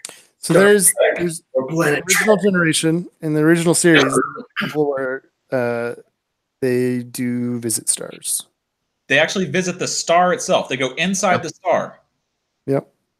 But they have a crew member who's a god. So you talking about Q? No. This is TOS, the original series. Which one was the god crew member? Because I remember Oprah. He's just a one-off. He becomes a god on a planet and then does a bunch of really random stuff, and then they leave. Boom. There you go. Camilla, why is Camilla giving me that face? I've got like 4 frowny faces in a row. Like one frowny face wouldn't cut it. She needed to stress that it was an extra frown. What's up with that? Anyways, yeah, no, I don't remember them ever going to an actual star. I remember them going to solar systems, and I remember them visiting planets, but I don't remember them going to a star. So if somebody can hook me up with that, that would be great.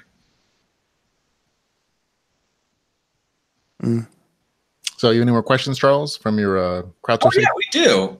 This one is from. This is inappropriate, but we're reaching that point. Yes. If you could pray to one god while having sex with a politician, which god would that be? Whoa. Wow, that is loaded. And which politician would it be?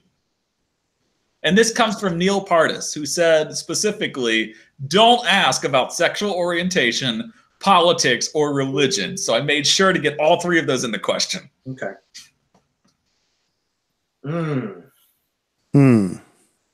Which one gives the best stamina boost? I think, just out of attractiveness alone, you could pick. You could avoid the whole politics situation. But in terms of the god, you've got to decide whether or not you want to support the patriarchy and get your -3 national rest, or if you want to go to Catholicism and get your +2 tolerance of true believers, or if you want to go all the way to one of the multiple religions that EU4 offers in the Asian area. Okay, so does the politician have to be the politician as they are today? Yes. Okay.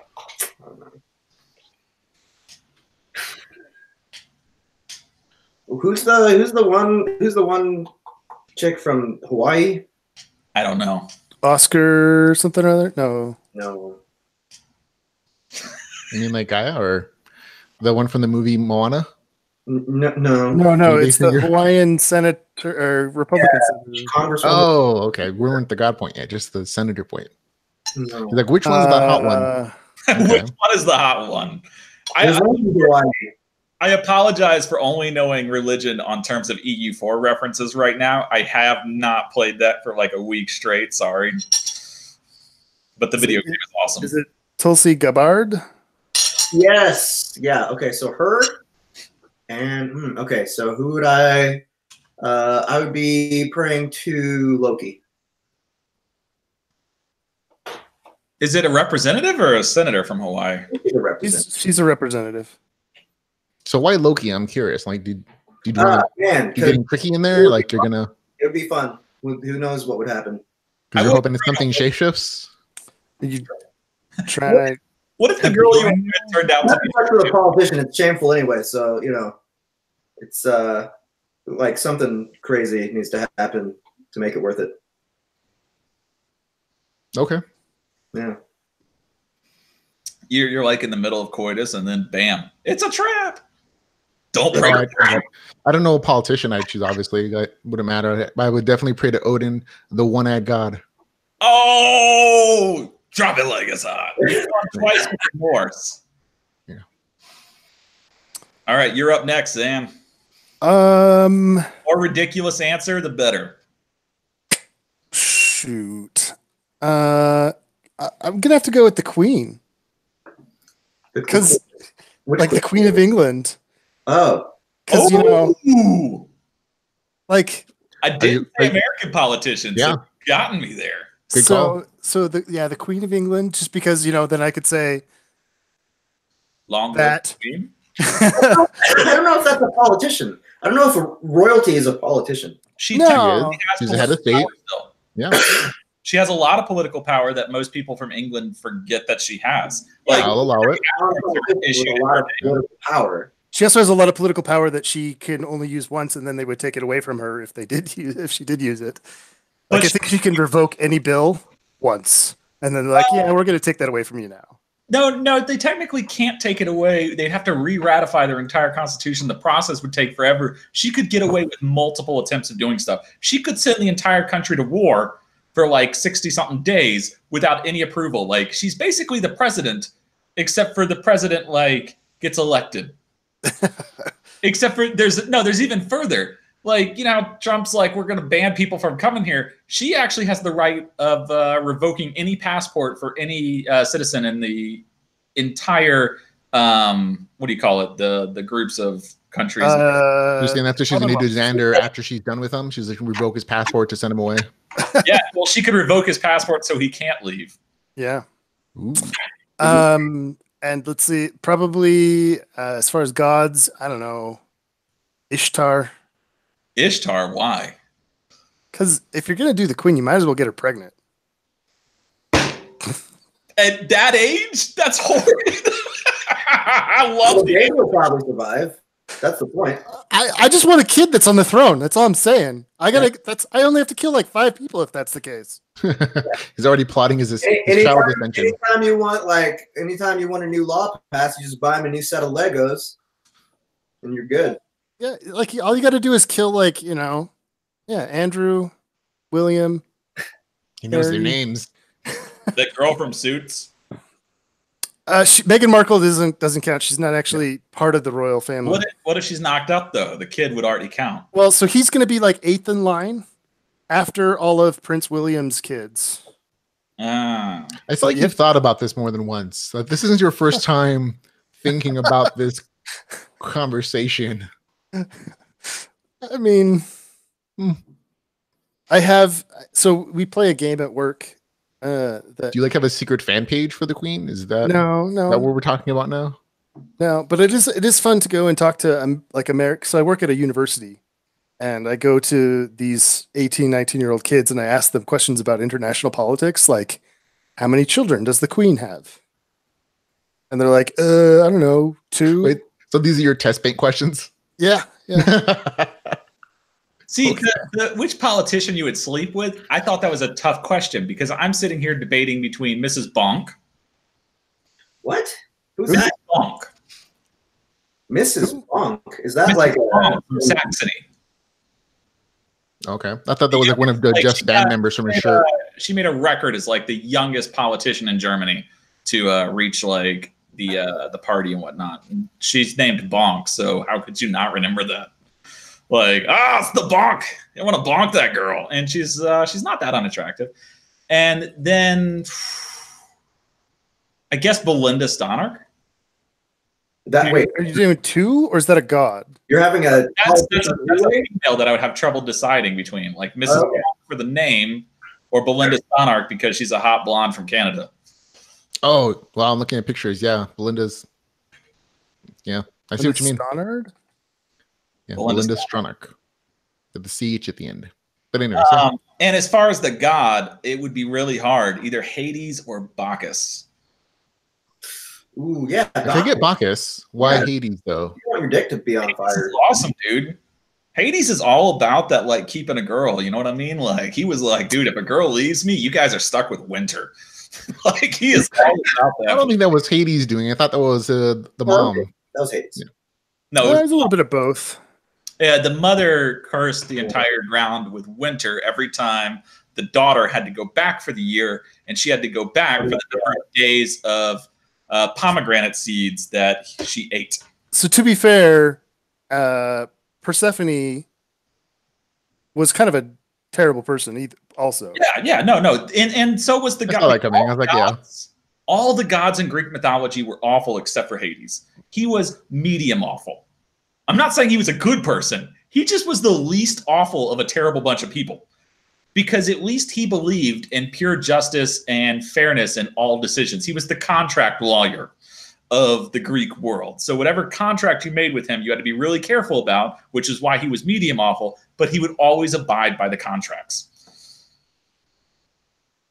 Which is why they shafted him with like hell. They were like, "You're in charge of all the tough work. We're just gonna go drink and do stuff on the throne and sleep with each other's wives And goats. and swans." Oh yeah, Bears.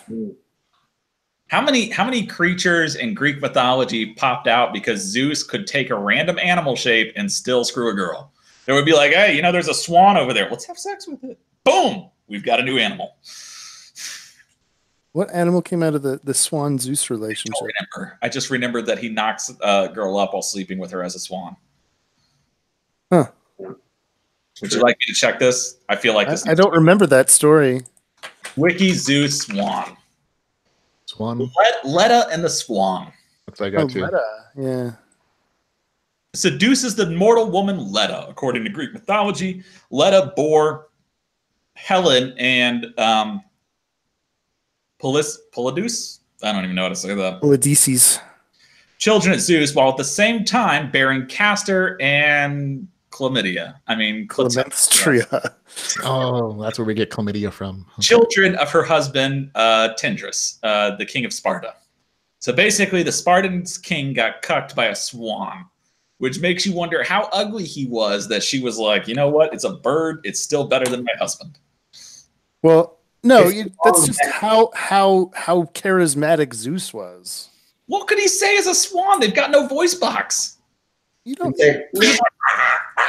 He's a Goose god. Jerk? He doesn't need I don't a know. voice box to talk. Yeah. Just I feel like that's the voice he made in like the old like claymation Titans movie at one point. Yeah. I feel like there's not a situation on Earth where I would sleep with an animal, but then again, I've read some lit RPG that makes me wonder about other people. That's right, Okay, Charles. so Always what bring it about- back to the topic. so. What about beast people? Beastkin. Beastkin. I would like you to know, sir, that I'm pro-human when it comes to the beastkin argument. I feel like you've looked at a couple of cat girls and been like, yeah. I've looked at a couple of cat girls and I thought they'd look better as humans. He's practically a bear man himself. I mean, look at that beard. If he took off his shirt, he would just all hair and just saying. Yeah. Okay, hold on. He porked a woman as a bull and she birthed a minotaur. Go Zeus. How? Thank you, New Hades. First, how did she not die? Oh, that's actually a pretty good point because birds have like crazy genitals. And nobody's checking these for like, biological accuracy. Like the duck itself can have up to a 12-inch unit that explodes into a woman. Oh, that's right. And it seals the entrance, doesn't it? Yeah, and then it breaks off inside of her and he grows a new one back next mating season. Mm-hmm. What? Facts. They rape it. They Why do leave you it know there this? because I like Wikipedia. Facebook? I don't know. Really crazy dicks. I also like reading biological facts, and then the worst, like I argue about so one of my very first girlfriends in college was a what do you call it when they study animals all the time? Zoologist? Yeah, that stupid thing. She was a zoologist, and she would always talk random weird animal facts, and I'd be like, fine, I'll listen to you. I had a girlfriend that was an ornithologist. And they were always so fascinating, I couldn't stop listening to her. What was it? It's an ichthyologist. She was an ichthyologist, which is a person who studies sharks. I'd also like to point out that I tripled my meat consumption per day when dating that girl. Theology deals with fish. Okay. So, has she ever jumped a shark? What? Nothing. Sorry, bad joke. I'll take a drink for my shame. Yeah. Oh, Did you ever jump a shark? Yeah. I don't know. It's kind of like your beard. Hey! Ew. Ew, Jeff, stop. Wow, Jeff, that's That's it. that you have that just readily available on your desktop, man. That's more than we needed to know. You have a special file folder with that? Okay. Also, you should probably close it. I'll make the Google Images. Guys, Sure guys, you are. you know what? This is not my channel. You do you, bro. So he's not deleting this. That's right. I normally would toast this at that point. Like when you posted that up, like the next morning, I'd be like, "Well, there were bird genitals showing up on the camera. We've got to get rid of this." You're like, "Nope, I'm just gonna leave that on the screen." Yep, it's happening. NM Night Eyes Charles expla. I blame Game Grumps for that terrible image. Yeah, well, that's nature, guys. So you are nature right now. I just thought of a great question for you, Xander. If you could only play one gaming system for the rest of your life, would it be PC? Would it be PC? Would it be PC? Would it be PC? Would it be PS4, Xbox, or Nintendo? Definitely PC, because I can Which always one? just First, second, third, or fourth? the third one, obviously. Okay. Thank you. Of course. I mean, that was the right answer, but I just had to check. I mean, like, I don't understand. Never mind. The others are more convenient, but the others aren't better though. Like, I'm sorry, I'm gonna shit talk a whole franchise that's gonna make everyone hate me. But I thought Assassin's Creed was a terrible game. I never played it. It's okay. It's not horrible, but it's. I mean, the first one's bad. It's already the game mechanic wise, but the storyline's interesting. it was a really cool idea, and I just couldn't. The movie was terrible.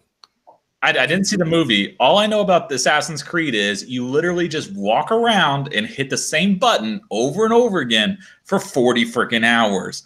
They give you a plot that can be summarized in 2 sentences. The amount of depth to the character is less than what I would get out of the first 2 paragraphs of reading Xander's new book. Pick it up. It's called Red Mage, Advent 1 or something. It's a great book. And in 2 paragraphs, you'll beat Assassin's Creed. Okay. Xander, just so you know, you can't put that on the cover now on your blurbs and author. Yeah, much better than Assassin's Creed in 2 paragraphs. In 2 paragraphs beats Assassin's Creed. Charles Dean. Feel free to link this video, this timestamp, so that people have no doubt about the veracity of this claim that in 2 paragraphs, this is better. I honestly would have gone for 3 because I was like, wait a minute, it takes Xander a bit to get going. But then I was like, no, it's Assassin's Creed. 2 is all it's needed. I just don't want to have anyone maybe rewind it and see the duck penis. That's true. Yeah, you should probably not link this video at all. But you can feel free to quote me. They should learn about nature. You know who also does a great job of describing a character better than Assassin's Creed in like 2 or 3 paragraphs? Every lit RPG author I know, almost. Almost. There is that one guy whose name I will not insult on air.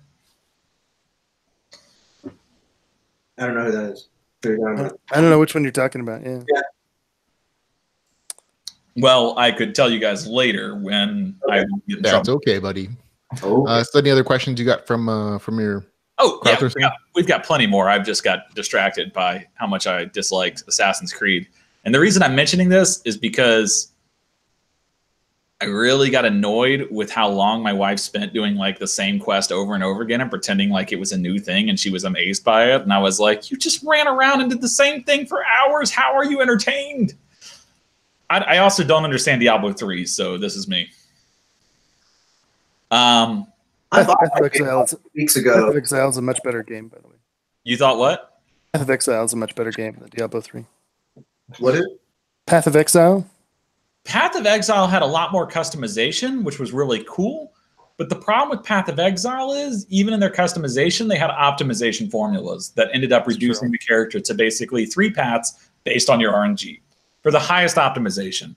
One of the things that I find that's really frustrating with modern games is either they have a ton of customization and then there ends up with a peak optimization path in a very competitive scenario, or there's no customization at all practically. You end up with like the same character 5 or 6 times, in which case, hey Blizzard, how are you doing? Are you watching this? I feel like that's true of the role-playing games as well. 5th edition. Oh, yeah. 5th edition has that same problem where Pathfinder versus D&D 5. Yeah. Where 5 is the same. Pathfinder. Pathfinder all the way. Yeah. I choose Pathfinder as well. I choose Pathfinder has a ton of customization. They have a bunch of options. They have a lot of unique stuff. But the problem is there is an optimal, or they have optimal paths you can take for each class. In each class, there's an optimal path versus the others, and so you end up with people boiling down like group compositions down to like, okay, well, I'm going to be this, I'm going to be this, I'm going to be this, and my group will be able to fight anything. And I'm not saying every group does that. There are the people that I hang out with that are like, I'm going to make this ridiculously awful character because it's going to be fun, and those are my favorite people to D&D with. But there is the optimization path on Pathfinder versus D&D 5e, where it feels like every single character is the same, or broken down into either A, button mash fighter, or B, a caster that roughly has almost 2 or 3 roles, except for the 5 spells that no one gets that they should get that are amazing, like the Prestidigitation. Prestidigitation. Please tell me you can pronounce that properly, and that's the right way. Prestidigitation, yes. Yeah, prestidigitation. I can write a ton of words. I cannot say a word. Sorry, I could rant for hours on this, so I will move on to the question. You've got your next one up. Are you prepared? You got your lunch ready? Because this was the Chet Sandberg question that I got up earlier. Oh, okay. If you could write in anyone else's world, why would you write in War Eternus? I'm kidding. Whose world would you write in? War Eternus was mentioned. Let's see who's read that. And which god would you pick out of War Eternus? I have read that. I feel like you only really know about like 2 of them. And you don't really know anything about any of the other gods other than like there's that whole mystery of who Augustus is and what his true shape is. Which maybe is revealed in some of the later books. I've only read the first 1.5. There's seven gods right at the beginning, very first prologue. Yeah, but you don't really hear you don't really know anything about them other than like what their domains are. That's true, and their personality somewhat. Yeah, so, some small personality aspect. What god would you make? I'm going to make a god, and it's going to be called Xander. So think very carefully about this. You are becoming a part of War Eternus.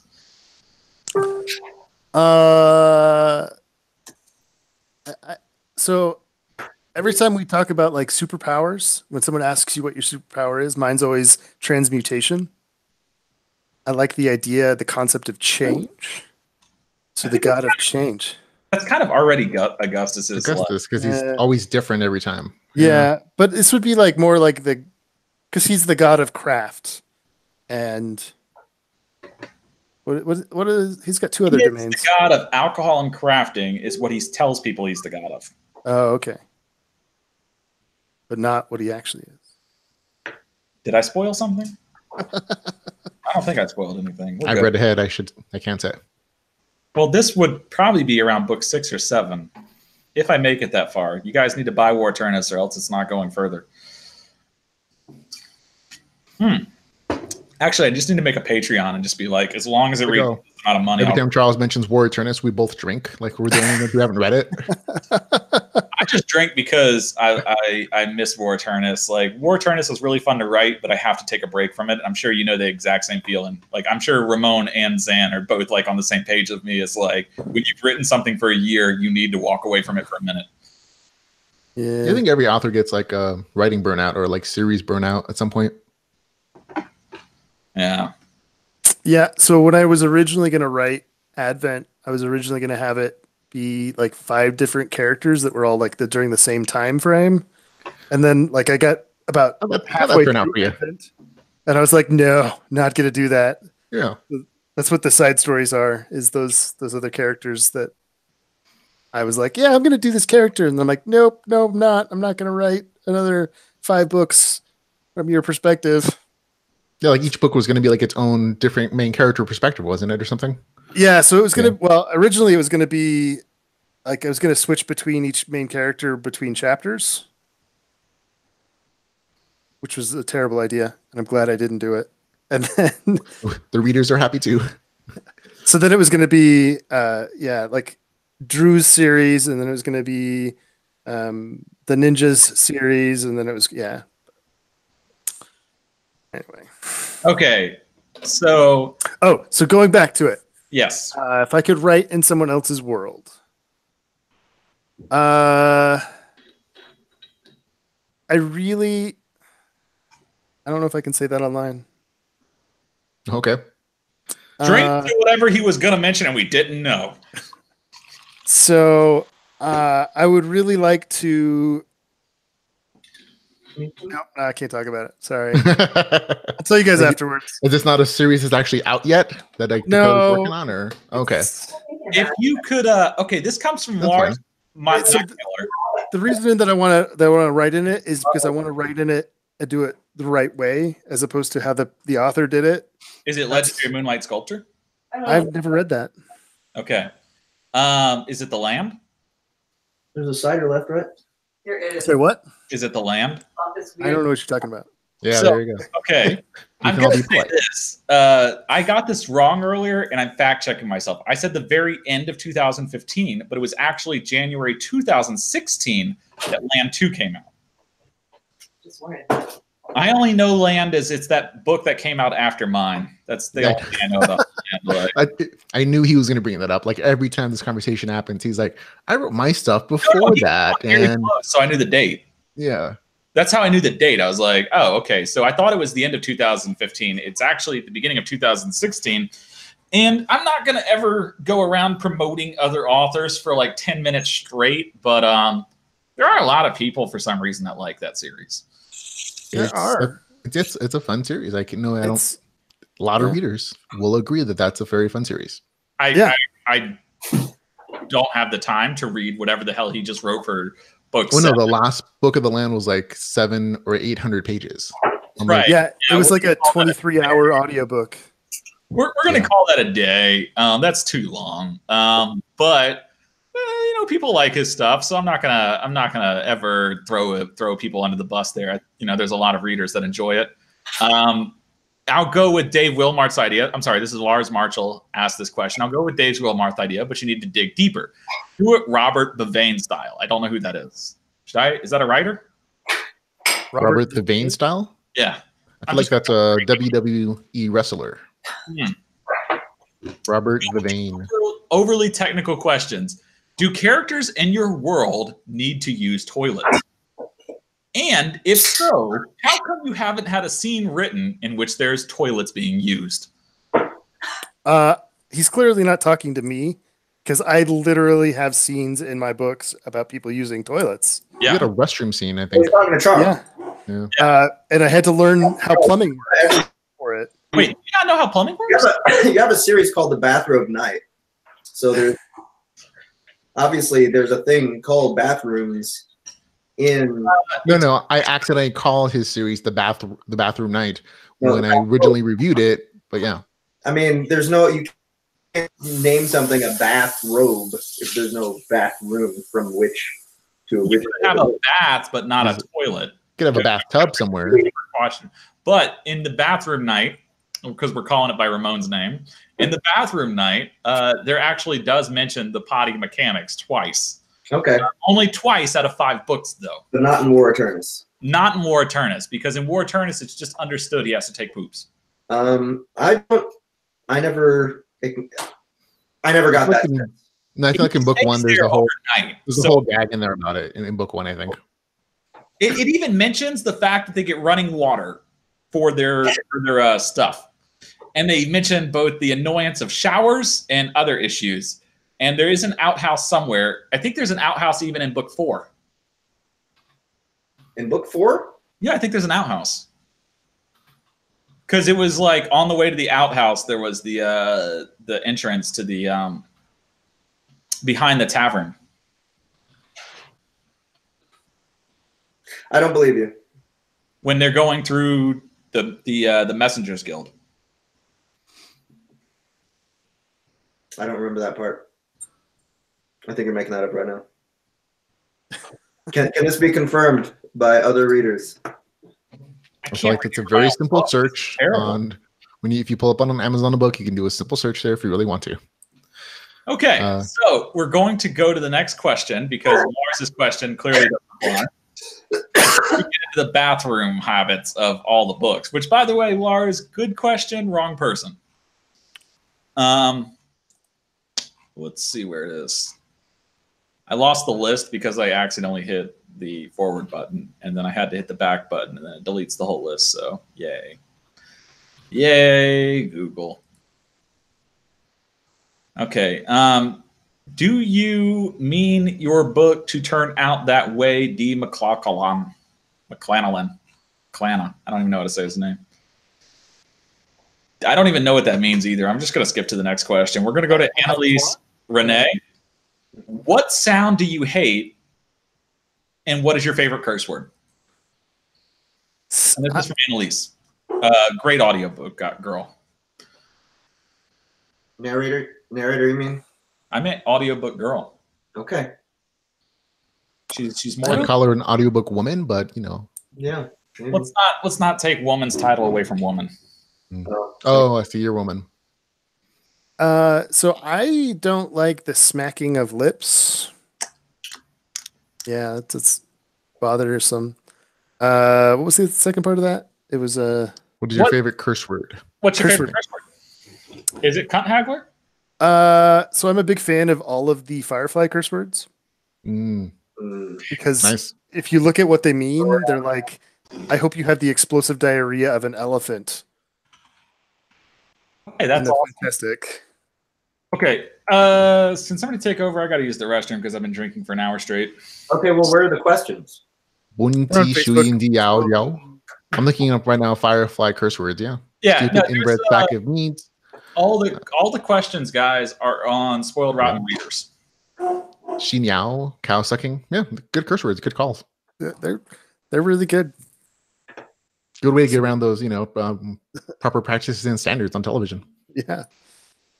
Yeah, they're really fantastic. I highly recommend you look at them sometime. Let's see. I'll scroll down to more questions. Okay. Chamber actually had several questions that Charles didn't ask, so I'll ask some of them for you. Which monster types are you most tired of seeing portrayed? Which one? I don't think I have a least favorite. I feel like as long as you're writing it well and kind of subverting the trope a little bit, like I don't like Drew Hayes did a really good job with this with his half orc in NPCs, who was a magic caster.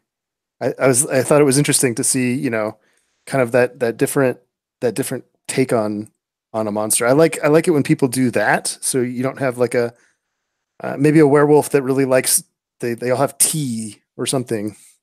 They have like tea times or so you like subverting tropes then? Yeah, like when they're not the typical fantasy fare. I like it when they're a little different.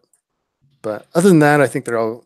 I don't. There's nothing that I feel like everyone there's so much variety in the genre as it is that there's no need to like hate on any particular one. Rats. Okay, look at you being polite. Look at you. I'm like, oh, maybe horned rabbits. I don't know. They're always kind of like ones that are a little trip. Like, okay, come up with something different, and that's fine. Or keep the trope and make it different. Like make it, like you said, subvert it. There's a lot of good ones there. Another question I think Chip Samber asked that it probably a little more interesting is if you had a brother or sister, which other author in the game community would it bother you least of them having dating? So who would you have your sister date, Amy? Who would I have Jay date in? Yeah, Matt. Ooh, or we could do FMK. Yeah. Let's see. Who would I want? Wait, who would you want your sister to FMK? FMK for your sister. For your sister Jay. I think she's left the chat room by now, so she won't. Oh no, she's here. Never mind. She's there, but still, I think it's a very interesting question. Let's see. Shoot, I don't think I can say kill on anyone because that would be unpolitic. Like you can say me for kill. That'll make it easier for you. Okay. I volunteer as tribute. So Ramon will be killed. We'll kill her. We'll kill Ramon. You're killing Ramon. As far as let's see, Mary.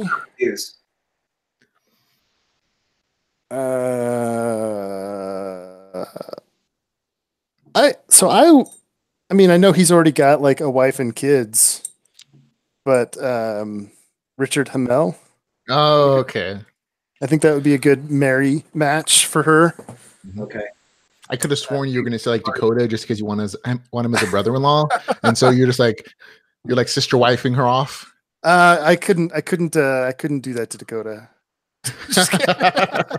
Sorry, Jay. And let's see. As far as just random effing, Yeah. Who do you think is dreamy and hot? It's awkward, man. You know, You can say Jeff. It's okay if he's here. Trying to think. Don't worry, maybe, Jeff. You would definitely be my F, so it's okay. Okay, I appreciate that. Maybe go with maybe like Carrie Summers or something like that. Oh, whoa. Ooh, interesting. Nice. Whoa. Just change the. Channy would not, or excuse me, Jay would not like that. But so you're choosing that just to mess with her at that point, then? Okay. Yeah, pretty much. Okay. Yeah. Although it would be hilarious. No. Yeah, that would be hilarious. Okay, there you go. That has been asked and answered. You have been very good questions. It's I think her response in chat room is ... She said this is so awkward. And I'm like, yeah, there you go. That's why I chose that question. It does seem very awkward, yeah. Fucking awful. That's what makes it good YouTube. That was awesome. Yeah, let's see. What else we got? Let's see. God, doing it okay for anybody else. That's like just weird. That's so weird.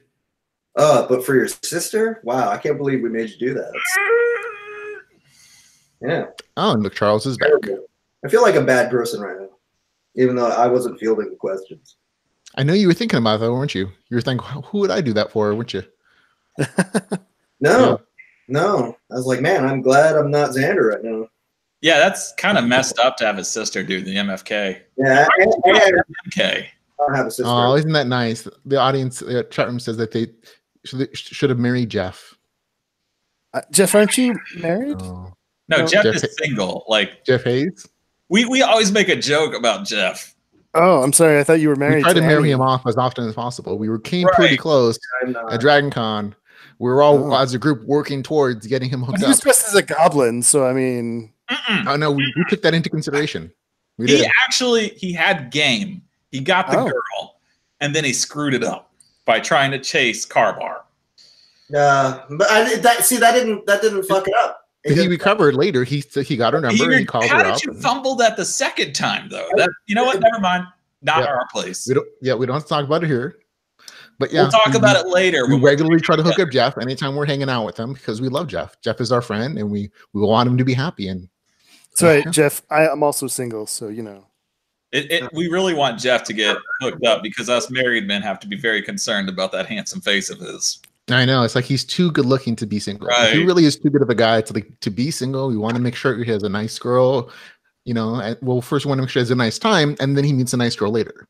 So Camille says, I thought he was with Annie. Okay, there's going to be awkward laughing. New Hades said the same. Then there's more laughing. Then there's Xander's weird laughing face there. Then we got Jay. He just called you ugly, Zan. I did not call you ugly, Zan.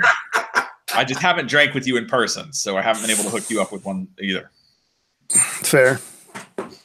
If we drink in person, I will try to wingman for you because I have a terrible habit of that. Well, I will be at Dragon Con. Well, then I will walk up to a random girl and be like, "Have you met my friend Zam?" Yeah, have you met Tim or Ted? Charles is an awesome wingman. I can tell you guys up front. I just walk up to a girl and I'm like, "Here, hang out with this guy," and then I walk off. And then if you fail, that's not my fault. I did all that I could. Why is Jeff's Discord profile picture a baby? It's because it's his maturity age. It is a baby flipping you off. His maturity age. Do we have any other questions for Jeff or Zan?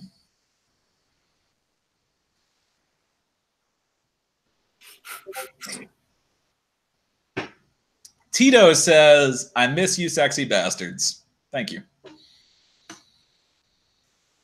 I added the sexy bastards part. I like to feel better. Thanks, Camilla. That's not true, but yeah, it's not true, Camilla, at all. Like, we've had this discussion multiple times. What did Camilla say? Camilla in chat room says Jeff is single because he wants to be. And I'm like, Yeah, that's not a real thing. No. It's true. It's not. That's not like a thing. No. There are two types of guys. There are guys that are so handsome and so rugged and so good looking that they have to choose to be single, and then there is 99% of guys out there. Right. And none of us choose to be single. We just choose not to be as desperate as we need to be to get certain girls. There's the choice that you make where you're like, well, that girl is available, but I'm not that desperate yet. And then there's also like the 20% at the bottom, which God bless their soul, even if they were that desperate, they'd really have to work at it. Never mind. I'm sorry if that hit close to home for anybody. So I spent 4 years in the military, well, 6 years in the military, being the designated driver for all of my coworkers, and I had to save a couple of people from very terrible decisions. Can I? Yeah, we need to some grenades there. Is that what you're saying? No, I would just separate them at the end of the night and tell them to come home with me. Story time. I was gonna be like, easy come, easy go. That's just how you live. I'm sorry, the Bruno Mars grenade song is the first thing that popped in my head. Sorry, I'm not jumping on grenades or anything. I was sober, so. But story time. There's a bar in Pensacola, Florida, that is locally known as the Hog Roundup. I'm gonna get in trouble for this. I shouldn't tell you the story. But yeah, so names and you'll be good, man. There's a large number of women who wait around until last call and then just pick a guy at the end to go home with. I'm gonna throw this out there, but tell me about the Jolly Rancher again. No, we're not. I'm sorry. You said the girls that wait around till the last call. That's the first thing I thought. Mate, Denmark, it's not going to happen. I go to Denmark, sir. That's a gummy bear? Is that a vodka gummy bear? No, it's not. It's too small. Here it is. It's dark blue. Okay, if you take a bunch of gummy bears and you throw them in a container full of vodka and then you seal the container, well, you have the gummy bears, but you don't have them in vodka. Yeah, I think those are just regular gummy bears, aren't they? Yeah, they'd be much bigger if they were vodka gummy bears. Well, Jeff, do you have the munchies, Jeff? Is that what this is? It's gummy bears.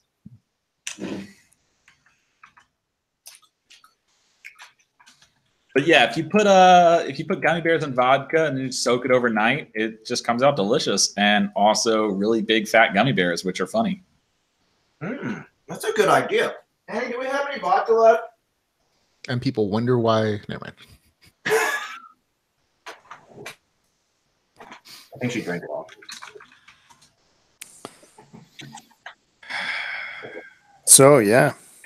Yeah, I'm just thinking of all of the gummy bear times that we used to have. So they keep growing. It just keeps getting bigger as you leave it in the fridge. And one time we left gummy bears in the fridge for like 3 days straight with a bowl full of vodka. And by the time we were done, the gummy bears were like this big. And we were just like, nom, nom, nom, nom. But it was like each gummy bear was just massive. Of course, my wife said, and I quote, "That's just gross. Soggy gummy bears are disgusting." Whereas I said,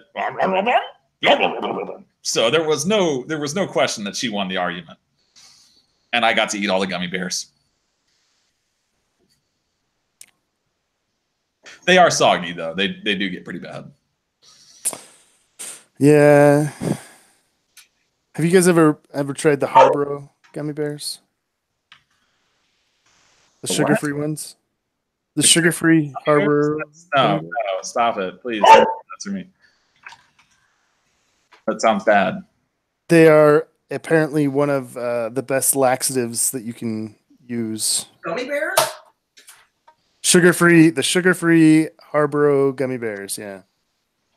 Huh. So if you ever want to play a prank on someone, give someone a bunch of those, and hopefully they eat Are them. hard ones like the ones that are incredibly hard and like not eat? No, it's just a brand. HARIBO, the gold packaging. Yeah, that one. Maybe every time I buy those, it's like at a obscure gas station and they're super old or something. I don't know. Probably, yeah. Because, yeah, that does happen. I miss these sour worms they used to have at the movie theater. Not the ones they have nowadays. Those are not the same. Yeah. Like back in the day when they used to charge you like $2 for a freaking thing of sour worms, but they were like super tough, covered in sugar, covered in the flavor sour, which I'm assuming was some mixture of chemicals that I never want to read out loud. And then like you would just bite into them and get this like tear feel. Like I miss those. Like nowadays it's just like they stick to your teeth too much, and I'm just like, whoa. Pain getting old, isn't it? Pain of getting old. Everything sticks to your teeth, and your teeth stick to everything except for your gums. And you just get annoyed by everything. You're just like, gummy bears aren't the way they used to be. I would get annoyed by everything, but honestly, since I met this new butcher, I've been pretty happy with food. Just not the gummy bears and the sour worms. He doesn't know how to butcher gummy bears and sour worms? Why would you butcher gummy bears and sour worms? I could make like a little screenshot video, like take one screenshot after another, like a little claymation video of me murdering a bunch of gummy bears and then call it Lit RPG 3, The Land Before Gummy Bears. Lit RPG 3. I'm going to eat one gummy bear of each of the 12 colors in here all at once. And it'll be a confusing burst of ridiculous flavor, and I might have a stroke. So do the colors actually have different flavors? I feel like there aren't actually flavors associated with it. I feel like they're all the same flavor. I think they're all the same flavor, right? Yeah. You haven't eaten these goddamn gummy bears. Okay, serious question. What's your favorite jelly bean? Pina colada. I like the black ones. We could get along because I hate those. You just have all yours. Yeah, you could just take all my black ones. We're good. I'm a big fan of the black. Like, are we talking about like the fatty jelly beans or like the jelly bellies? No, the fatty ones. Yeah, the black ones are my favorite. I think I like the white ones and the red ones and the blue ones the best.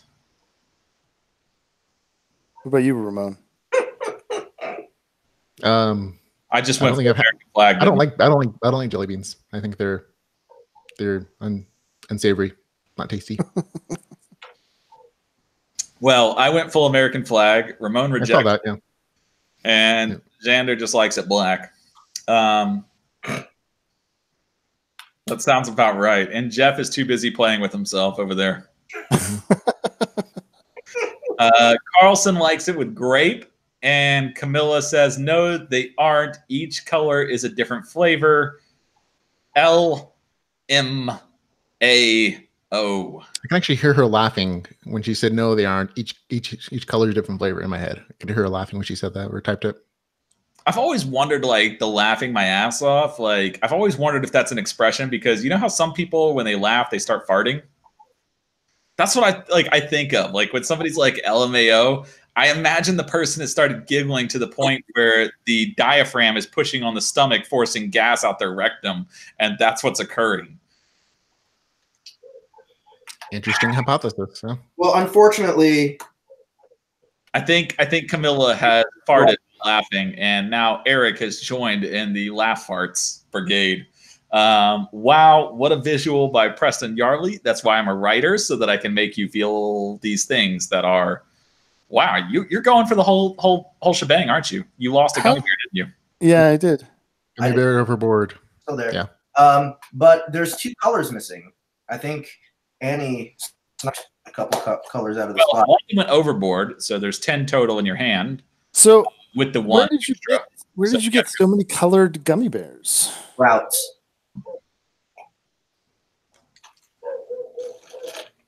The horror. Oh, okay.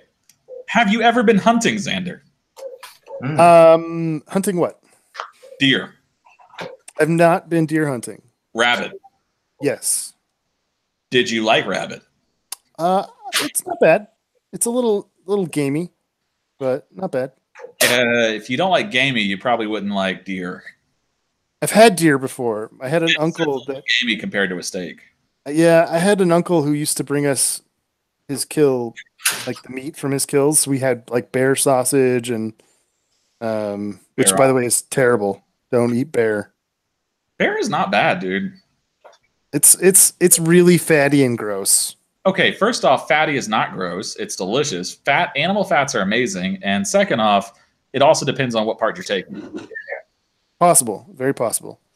There are lean fats of bear meat. Yeah. Anyway, so yeah, our dad got some elk once, but he didn't ever get deer. But I haven't ever been like big. I have never been hunting for anything that required a license. Okay, when you hunted rabbit, I have to ask this: the taste, other than gamey, was it dry? So we cooked it over a spit on a fire. And it wasn't bad. It was. I mean, I was really hungry, so that might have also affected how I. Would you pay $15 for dry rabbit? Like jerky rabbit? Just rabbit that was cooked but tastes dry. I wouldn't pay $15 for that now, unless I was in like California, because everything in California was like $30. Oh no! Up here they have a restaurant that served rabbit, and I haven't had rabbit since I cooked like the last one I shot. So I was like, "Oh, this is going to be awesome!" And then I had it, and it was super dry, and so I'm just being grumpy and frustrated and taking this out on you. Sorry. Well then. Charging me $15 for dry rabbit. Terrible. Ramon, have you been hunting? I think we've had this conversation, but nope, I've never been hunting. I think you promised to show me and take me out if I ever come to visit you. Well, I can't take you out right now. They've got like a issue with me shooting people. Can we wait? Are we hunting people? Is that I didn't know that was on the table. Well, it's the most dangerous game. So what we're going to do is have a lit RPG convention. You and I will get a rifle, and then we'll tell them that there's a meeting place in the middle and bring their best cosplay outfits, and then see who can shoot the most comic book characters. Okay, I think we need to do something this year. You, me, and Ramon. Organize a bunch of strippers for DragonCon? I mean, maybe, but that's not what I was talking about. Ramon's eyeballs when I said that. I don't need a second kid. What I'm saying is that we should just do a bunch of we should get together and do a bunch of man shit. Okay, so like the three of us get together, go to a martial arts gym, whoop each other's asses, and then we'll go hunting. Okay, I'm gonna say like right off no.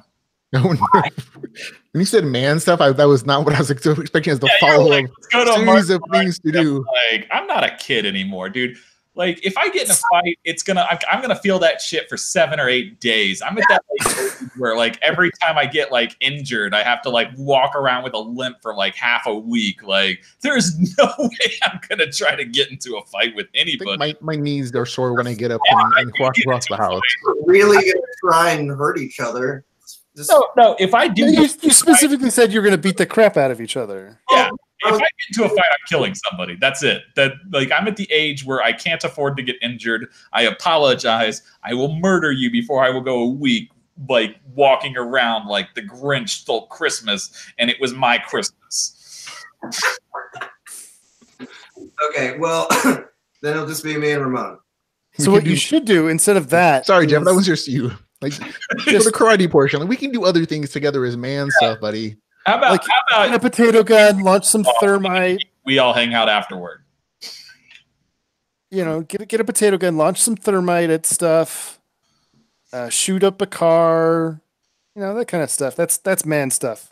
Yeah, or just like stare at women in a food court or something creepily while being like, "This isn't going to get me a lawsuit." The last Dragon Con, basically. Yeah, that's all we did. What's best is like I was sitting there with Ramon and Jeff and my wife, And I was trying to look at women, and my wife and Ramon's wife were like, "Oh, look at that one. That one's way better for Jeff." And I'm just like, why are the women better at this than me? This is not fair. I told you, it really was a group effort. It Conversation. was an absolute group effort trying to get Jeff some. Of course, on the other hand, Ramon's wife, I would like to give her a round of applause for what she did with Deadpool. If you saw the pictures, if you saw the titties, if you saw Deadpool, you know exactly what I'm talking about. If you actually joined the group and you're watching this, congratulations. Your tits were amazing.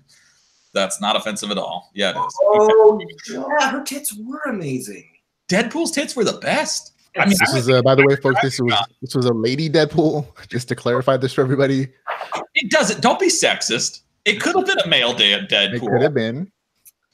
But Deadpool's tits were the best, and Ramon's wife just walked up and was like, we were all sitting there like, damn, that girl was hot. Ramon's wife was like, yo, come on over here. I need you to dance with people and take pictures. And I was like, and she did. Yep. She came over, started talking to Charles, unfortunately. So it was like the wrong target, unfortunately, but she did come over. I'm so sorry, Jeff. I can't help how handsome my beard is. Yeah, she brought him over for Jeff, but still, we should do a man shit thing and like film it. I'll get one of Sin's kids to come with us and film the whole thing. And For those people who are saying where are the pictures, I think we actually posted them in Spoiled Rotten Readers. Yeah. I think we did post them in Spoiled Rotten Readers. If you go back and you check through the stuff from like last October. If you're not a member of Spoiled Rotten Readers, you should join Spoiled Rotten Readers specifically to say something offensive in terms of questions for our next author. Yes. What kind of guns do you have, Charles? I don't have any guns. So I actually only have had one gun in my life. Oh. I had an Ithaca Flyweight 22. It was early 1900s. It had the initial like wooden stock and everything. It was beautiful, and I had to get the barrel redone like 3 times, and then I left it with my parents because it's worth a ton of money and I don't want it to get stolen. Okay. On the other hand, also, how tall are you again, Charles? I am barely 6'1". Yep. Say it like it's short. Oh my God, that's Here, hold on. Can we go back to Deadpool titties? Yeah. Oh wow. Somebody click on that for us. Yeah, that's me. So if I just talk, I should pop up, I guess. There we go. But yeah, there we go. That's Deadpool. But there's got to be a better picture. No, go back to Deadpool titties. Let's just leave that. That's better than your face, Ramon. It's better than my face at this point. Yeah. My face. Look at Charles. He's trying not to stare Sure. at this point. He's just like, nope. So, Eye on the camera. I actually have a picture of just her. And that crack in Charles's voice is exactly, I think, the way everybody felt. There you go. Yeah. I have a picture of just her tits, and it was great. where is it?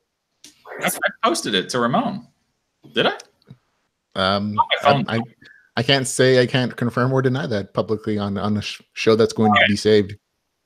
Oh yeah, So this there you show is not being deleted, so we have to be more appropriate than usual. Okay. Well, okay. So we should go hunting. So me and Ramon will come hang out with you, and we'll buy some guns, and we'll go hunting. Oh, do you want to show the? People are asking where to go for Spoiled Rotten Readers. You want to show the girl that Jeff actually almost went home with, or? Well, What was that? Let's show the girl that Jeff almost hooked up with. Yeah, do you want to show She-Hulk? Yeah. I guess. Oh, I Okay. saw that. She's not going to watch this. Don't worry. Well, no, that's not the problem. She's She's not a nice lady. She really is. She's very pretty. Yeah, she's very nice. No, it's Yeah. They were both entomologists, I think he said. One was like a Pokemon trainer. just a crude way to put it is all. Hold on. Let's also point out the fact that I showed this picture to Blaze, and his first reaction was, "Is that really a girl?" Oof. That's No, that is not fair. She was a very attractive young woman. What? she was. I was like, "What?" But then I was also like, Look "Stan." at Jeff's eyes there. You're like, oh yeah, Jeff is interested. Yeah. You look super creepy in that picture, though. Who, me? Yeah. Well, that's because I'm dressed as a goblin, right? Yeah, And I gotta say, Jeff was in character like the entire night. It's actually Which was not in his favor. creepy. Yeah, it was not in his favor that he was in character the Well, entire night, though. Actually, it was. because that was keeping her entertained. This was me being like, hey, Jeff, you're a voice actor. Why don't you show her some of your accents? And he was like, really? Do I have to? And then later she was like, it doesn't work that way. You don't just... I'm sure it can. I mean, really try it out. Yeah. I pull out a British accent and girls love it. I pull off my Sean Connery accent and it's really a hit with the ladies. Anal bum cover. Thank you, Zan, for getting that. I was worried nobody would. Mm-hmm. Okay, I can't find the picture. Ramon, did you also get that? Yeah. You have to hit a woman with an open fist. That is something he actually said. He said it was here in the Sean Connery was in the middle of an interview with one of the most famous talk time hosts of all time. And they're like, so there's been allegations that you hit your wife. And he was like, well, she was asking for it. I kept trying to get her to say no and back down, but she kept asking for it. So I hit her with an open fist. And I was just like, what? And then her reaction was, oh, so she was asking for it. And then Ramon is like, yeah, he's trying to get out of trouble for that. Oh man, when I watched that interview, like all of my respect for Sean Connery just went out the window. Mm. Jeff becomes Italian and he can slay. Jeff, have you tried being Italian? No, not seriously. Could you try being Italian right now? I can try. Can you try being Italian and not a plumber? Yeah. You know, it is so brilliant place. You do. He's got the mustache. That would be very good. My accents are horrible. I love y'all's. Like, I was sitting there the other day and I was doing you remember the Monty Python accent? Oh no, yeah. Charles sounds very racist anytime he tries an accent. Please don't say racist. Okay. I like to consider stereotyping. Dialectist, region, countryist, nationalist. Let's avoid the word race because there could be black people in London. There could be other races in different countries. It's not just white people in certain countries, Asian people in certain countries. You go to Australia, there could be 7 different races. I don't even know more than 3, but I'm not saying there can't be. I know orcs live in Australia. Otherwise, how would they have prime ministers? Hold on, I'm trying to get this done without showing her name, just to be what nice. What She-Hulk? Yeah, I've already showed the picture. Oh, you did? Okay. Well, yeah. I shared it like searching this whole time, and 15 minutes ago, man. I had things lined up. Like it was a group shot of you, She-Hulk, the Pokemon trainer, and Skeletor. It was that shot.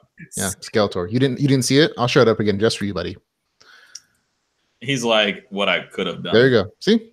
Here's the shot. If you Japanese are racist to Koreans and Chinese, and they are racist to each other. M.A. Carlson, words of wisdom. Koreans are also racist to other people because they call us all waygooks, which I thought was offensive at first. I was like, wait, why am I getting called a gook? But then I realized that gook is actually the terminology used for country origin. So like Hanguk is Korean people, and then waygook is foreign people. And so that's the where the word gook comes from. It's part of their language. I see. So I had a Korean guy being like, oh my God, how dare you call me a Hanguk? That's so offensive. And I was like, that's literally the Korean word for Korean, you dumbass. But America. Yeah. Gotta love it when people... It doesn't mean foreign devils, Mark. It means foreign people. No, it means foreign devils. You haven't been to Japan. That's really what they mean when they say that. Nihongo dekimasu ka? See? Then clearly you know that they mean that when they say that. Gaijin is foreign devil.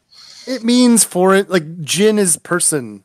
Like they Nippon, Nijin. Anyway. Wait. So jin is their word for like Korean's version of gook. Like they it's just and the thing. Which by the way, Americans are migooks because they call us beautiful, like beautiful land is what it's actually like it translates out to. And I thought that what they told you. We don't get like a real country name. We just get beautiful land. And I was like, that's so much better than what we actually have. Like what we have is confusing. like America, and then they're like South or North, and I'm like America, and they're like, could you be more specific? And I'm like, America, and that's all I got. Like I'm very confused, but they call us beautiful land, and I like that. What do they call us in Japan? Gaijin. Gaijin. It means basically non-Japanese person. Isn't that like a word for devil in Japan? No. Aren't they really anti-foreigner? Yeah, but it doesn't mean like devil. It just means like it means outsider, doesn't it? Yeah, it's so in Japan, if you're a gaijin, you basically are like a stupid, angry, loud American. That's like the stereotype. But wasn't it first used when the British came? Well, it means anyone that's not Japanese. So it couldn't be stupid, loud Americans. There are other dumb foreigners that have come to them. Sure, yeah. I'm really certain we have that stereotype, solidly in place. Yeah, we've worked real hard for that. Yeah. My favorite slur is guilo. Is that Thai? Yeah, that's Chinese. Okay. For white people, and it's ghost. It's like I think it translates to ghost. Awesome. Yeah. Oh. But sometimes people say guai for short, and it's just hilarious. Have you guys seen Mr. Sunshine on Netflix? No. I don't think I'm going to ask the chat. Has anybody in the chat seen Mr. Sunshine on Netflix? See, I didn't know that it was because have you read Meta World on Royal Road by Uto-sama? I have not. It's about Mr. Sunshine Korean drama or something? Mr. Sunshine is an amazing story about the westernization and the issue between Japan, Russia, China, Germany, and America taking the dominant or trying to establish dominance during the last stages of the Korean Empire. Definitely a Korean drama. Yes. Yeah. So yes, the answer is yes. I was just describing it in full. Okay. I was also so drunk. I just whatever. Fuck y'all. I'm drinking. But yeah, in Meta World, she calls herself Abuelo a lot because she's a Australian person in China. Mm. I don't know if that. I didn't realize that was a slur. I thought that was just a term for white people. I used to have a lot of trouble getting along with people in Korea because they really don't like foreigners either. They have a issue with foreigners, and this isn't in big cities like Seoul. They love foreigners. We're basically their income in certain districts. They call it Itaewon, and 2 other districts. We are responsible for all their money, so they love us. But if you go into the country where I used to work, they didn't like you so much, and I was one of 7 white people in like the entire area I was at. It was like there was very few of us. And I could not get along with some of the people that were there because they were like very xenophobic. They were very hateful. They were very mean and like negative towards other people. And so I was like, how am I going to handle this? And then I remembered the one phrase that will get you anywhere in Asia: Japanese people. Like I didn't even have an issue with them. I went to go visit Japan twice, but if I ever like had somebody that was like, if my boss was riding my rear or something and was like, oh, this Wagook won't do his work, I'm like, sorry, I was just those Japanese people. And he'd be like, it's okay, you're good in our book. And I'd be like, I thought you were going to say all you had to do is tape your eyes back and they wouldn't notice. No, see, I was pointing out an accurate, real statement. You just went full racist there. And for that, we're all going to have a drink because the Asian guy was the most racist to Asian people. That's how it works. Right. I get to be racist to the Mexicans. Jeff gets racist to Asians, and you don't speak Spanish. You can't be racist to Mexicans. I'm pretty sure I get a pass. Yeah, I can make all the Mexican jokes I want. No, gets offended. Mi amigo. Yeah. That's how I get what, the English people? Yeah, you and Charles get the rest of the world apparently. I can only make fun of areas that I've been with true stories. I'm not gonna like just rag on them for the sake of it. Unless it's the Swedes, because we have an expression of why Swedish women are incredibly beautiful and Swedish men are not so great looking. Because the Vikings didn't pick up the ugly girls. Yep, I went there. Yep, there you go. Camilla would like to say Jeff is hella racist. Not regular racist, hella. Hella Californian. is right under holy shit you versus Wait. racist. Is it California that says hella, or is that New England? I think it's just like people from. I don't think Camilla's from California. Yeah, I know like Southern California people say hella. I actually don't know many Swedish words, and I really should. But my grandfather, who was supposed to be in charge of teaching me Swedish, and my ancestors used to just say one thing: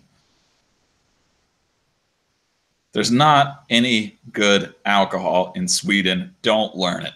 That's it. That's all he said to me. I was like, "Hey, grandfather, could you teach me some Swedish?" And he was just like, "There's not any good alcohol in Sweden. Don't bother with it." See, I already knew who you were going to become. I see. Maybe it's just a family trend. My grandfather was the one who used to teach me that when you got sick, you weren't supposed to stop your job. What you were supposed to do is after you finished work, you drink a fifth of vodka, you wrap yourself in 30 blankets, and then you sweat it out overnight. That sounds very unhealthy. It does. That sounds legit to me. All right, cool. Apparently, it's also a Thai method of getting rid of sickness. Hold on. That's Thai. Wait, tied to the same thing? No, like for foreigners in Thailand, they call you Falang. It's good that they think we're all alcohol footlongs. tolerance. Can you explain me, sir? I have much more alcohol tolerance than the average person. Not much more than the great drinkers. Oh, and Camilla Richards said she's from Florida. It's cool. My grandfather was in Florida too when he moved over. That northern part, though, that's pretty much Georgia. Yeah, I was in the Alabama part of Florida. Oh, like right above. My brain just date. The Gulf? I don't know what you're talking about. What are you talking about? There's nothing below where I was. I was on the beach.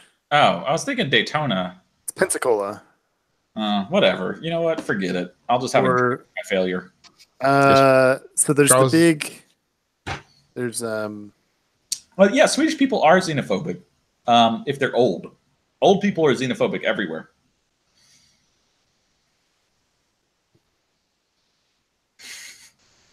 pretty true. Mm-hmm. Yeah, I agree.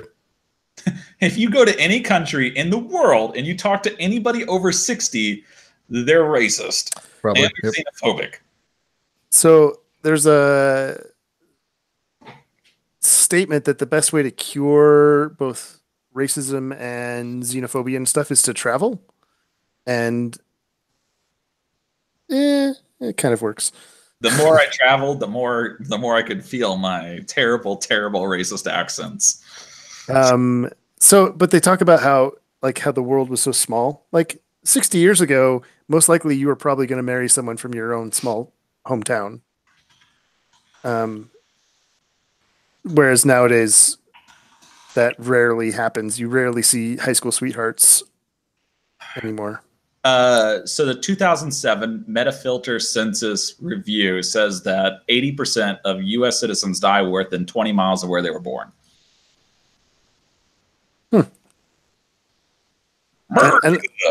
Yeah, I'm sure that's changing. Well, it was like 80% back in 2007, and as the economy crashed, people definitely had a mad rush for jobs all across the country. Urbanization has definitely increased as individuals have tried to seek gainful employment. I'm going to try and kick that trend because when I'm on my deathbed, I want to make sure that someone puts me in a mega catapult that launches me at least 30 miles from wherever I am so that I will be outside that statistic. Okay. What if we strap you to 1,000 fireworks and send you into space? I was imagining a rocket when you started that, but yeah. Well, it depends. It can't be straight up. It has to be, at an angle. We put you in one of those SpaceX rockets. Am I actually going to make it 20 miles up before I die? No. You're going to have to be launched from a river anyways, so you'll be like 20 miles away from wherever you were born. We're going to take you to like the ocean, send you out on a Viking funeral ship, light the ship on fire with the 19th failed attempt at a fire arrow that somehow managed to catch a bit of oil that was close to the ship because none of us are good archers at 60. And then when the oil catches fire, hits the boat, it's going to ignite. And then all of the fireworks are going to ignite. And then it's going to rocket your body up into the sky where you will explode. And the word that will come out, because fireworks can say words, are Jeff was racist. Okay, but as long as that's like more than 20 miles away from where I was born. Yeah, he's on board. There you go. Okay. So Rest of the plan is mine for Jeff. You're going to go. And I've already picked out the cheese we will eat at your funeral. The cheese. Brie? No? Gouda? No. Guys, don't think so small. Are we doing like a Or like a Munster? We're thinking about Jeff, so small kind. No, just kidding. I'll be right back. I was still so surprised when Jeff wasn't a midget. I was like, what? I remember, like, when I met Jeff, I know Jeff had to sit there for like 5 minutes being like, yes, Charles, I'm not short. Like, he had to be like that for 5 or 10 minutes. I'm like, yep. Charles, And he said that as he was staring into Charles's chest. I mean, you're calling me racist. I mean, it was the camera angles, but then I've been told mine has the exact same effect. Angles. Uh-huh. Well, you look really small, dude, especially with your chair. Like, this is a new chair. Yeah, your chair looks really small. But I was thinking what we could do is get some Emmental, some Gruyere, a little bit of baby Swiss, a touch of Chev, load it up with the last bit of a feta, melt it all together like a fondue, sprinkle out some herb combination, and then have fondue at Jeff's funeral. Why? Why? I mean, like, because lighting stuff on fire, so fondue seemed like it was funeral. 4'9". Zan, how tall are you? I am Like how you changed the subject. 5'9". So you're shorter than Jeff. Am I really? No. Yeah, see, you're just about I was. He said 5'9", not 4'9". At 5'9", I'm feeling good about myself that day. Wait, you're only 5'9"? Yeah, about. I think Jeff is 5'9" in lifts. So you're only like 3 or 4 inches shorter than me. Yeah. So crazy. I'm a drink. Okay. Hey, Hey, t-shirt. Is that? how's your tattoo coming? Hey. Oh man, it's really it's hard. I need more booze. Well, you came to the right place. She needs to soak the needle in urine more. I feel like I've got a boob or two extra, like right here. Like I mean, honestly, at my age, they don't feel like chest muscles. Yeah, they don't stay perky anymore naturally. Yeah, like I go to the gym and I'm just like, oh yeah, I'm working out. And then I'm like, nope, it's a boob now. But boobs are cool, You're not having to convince me. Sometimes it's like you're in the shower and you're just like, oh yeah, wait, never mind, I shouldn't do that. I'm just gonna put some on this lasagna. I gotta try some of that. So Annie, are you Like this Jess says to every girl he meets, you gotta try some. Am I what, Charles? are you working on that tattoo still? Yeah, Okay. been working on it for a while. What kind of tattoo is it, if I ask? It's a beard. It's a beard. We were gonna A get beard. a beard tattoo right under her boobie. Oh, for beard knocker. Yeah. That sounds. Isn't that painful? It's a Yeah. painful area. But she made sure to like show an extra boob. She was like, it's gonna be right under this boob right here, and she started cupping it, and I was like, that's a really interesting place for a boob. Like a stacked boob. Yeah. Is that where you were inspired by, Charles, for your stacked section in that combat scene? Oh yeah, I was inspired by Annie's boobs. My under boobs. Her under boobs, which are not as bad as her under roos.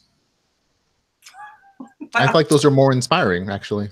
That seems like a great short story beginning. I mean, having an extra boob or having an extra set of PJs that looks like a child's, I feel like one of those is better than the other. If somebody was like, Charles, I'll give you 2 extra boobs, I'd be like, but if you have both of them, they just cancel each other out. It's like having neither. How many boobs is too many? 12. No hesitation. She's just like, yeah, she thought about this before. Yeah. Wait. That means that 11 boobs is not too many. Follow me here. Follow me here. No. Okay. I got nothing. I got nothing. So Clark Kent gases. You guys remember the Twi'leks? They had like the 6 on either, or I guess it was 6, right? That was a lot. You want more of that, don't you? Okay. When you look at the Twi'leks, do you first think, like, would it hurt to use them as handlebars? All right. Yes. By the way, yes. They're very sensitive. Would it hurt to use Well, wouldn't that just make it better? What? I mean, it depends on how hard you're pulling. What do you You wouldn't be mean about it. Like, nobody should be mean about a girl's hair. That's just rude. We should be We're mean. mean.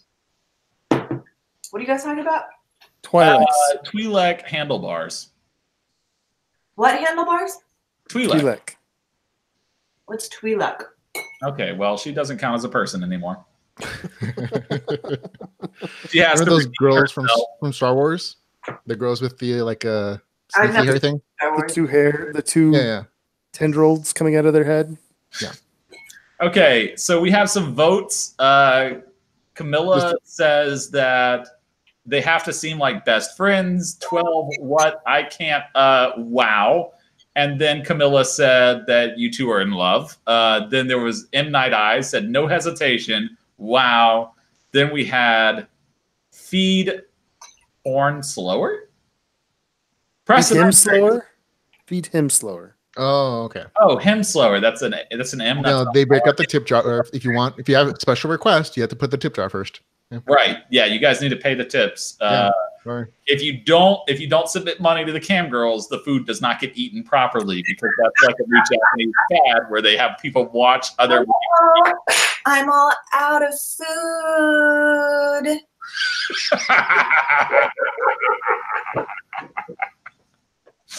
All right. Camilla, no hesitation. 3 is ideal. Okay, Carlson actually has a good argument with this. You need 3 boobs is ideal because 1 for each hand and then 1 for the mouth.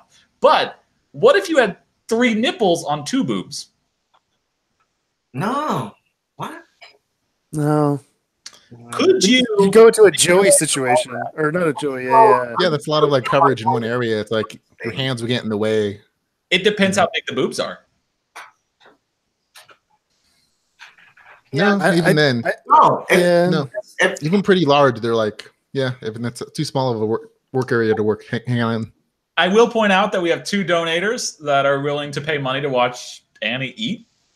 I'm not sure what they're donating for. I thought they're going to be paid to see her feed Jeff. They just pay. Yeah. I need to make pancakes, Jeff cream pancake, and then Annie to feed him. I will pay for this. Okay, hold on. M. Night Eyes says, I need Annie to make pancakes, Jeff to scream pancakes, and then Annie feed him. Oh my God. What is your dog's name, Jeff? Lao. Lao? Lao. That's the Chinese word for backup food. It's the Thai word, apparently. Yeah. I'm sorry, I'm tired of that one. Charles wants to eat you, Lao. What? You hear that shit? You hear that shit? I'm sorry, but I see a dog and hot sauce, and I'm honestly a little hungry.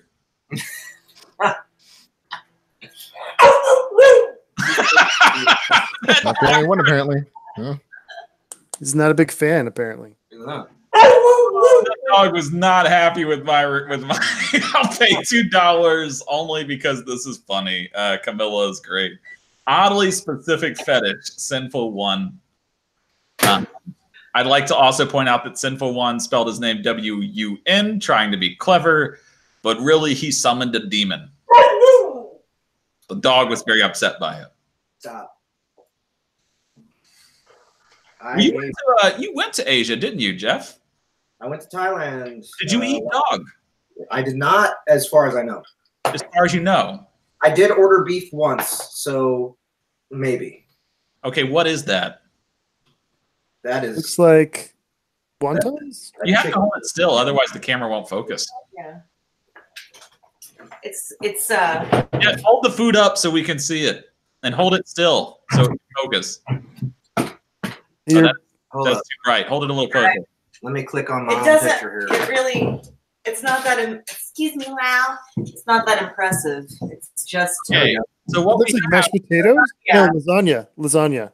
It's chicken Oh. lasagna. Alfredo. Is it that same lasagna as last time? Made with bechamel cheese. It's a lot of cheeses that you love, Charles. It's really right up your. No, this is fresher than 2 weeks, right? Up your dress. Okay, what cheeses did you use? I didn't make this lasagna. And it is newer. It's newer than 2 weeks, right? Because I mean, I think last time Jeff told us a story about a different one. This is leftover lasagna. All right. Weeks ago. This is going to Zan now. Zan, what are your 3 favorite cheeses? For what? Ooh, that's a good. Just period. Period. I'm a big fan of Gouda, like a good smoked Gouda. I love Gouda. Oh, sorry. I like Havarti. What about it? I like it's a good cracker cheese. It is. You're right. And then I'm a big fan. So I was in Seattle, and we went to this cheese factory, and they gave me what was it called? Very, very good cheese. It was a What did it? Look it up. Okay, describe the cheese, and I can probably name it for you.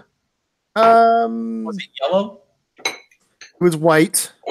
Okay. Was it in a Soft. bowl, or did it have a crust? Did it have a rind? I just got a little sample size of it. Oh. Did it have a sharp flavor? And was it dry? Was it moldy? It was not moldy. It was not dry.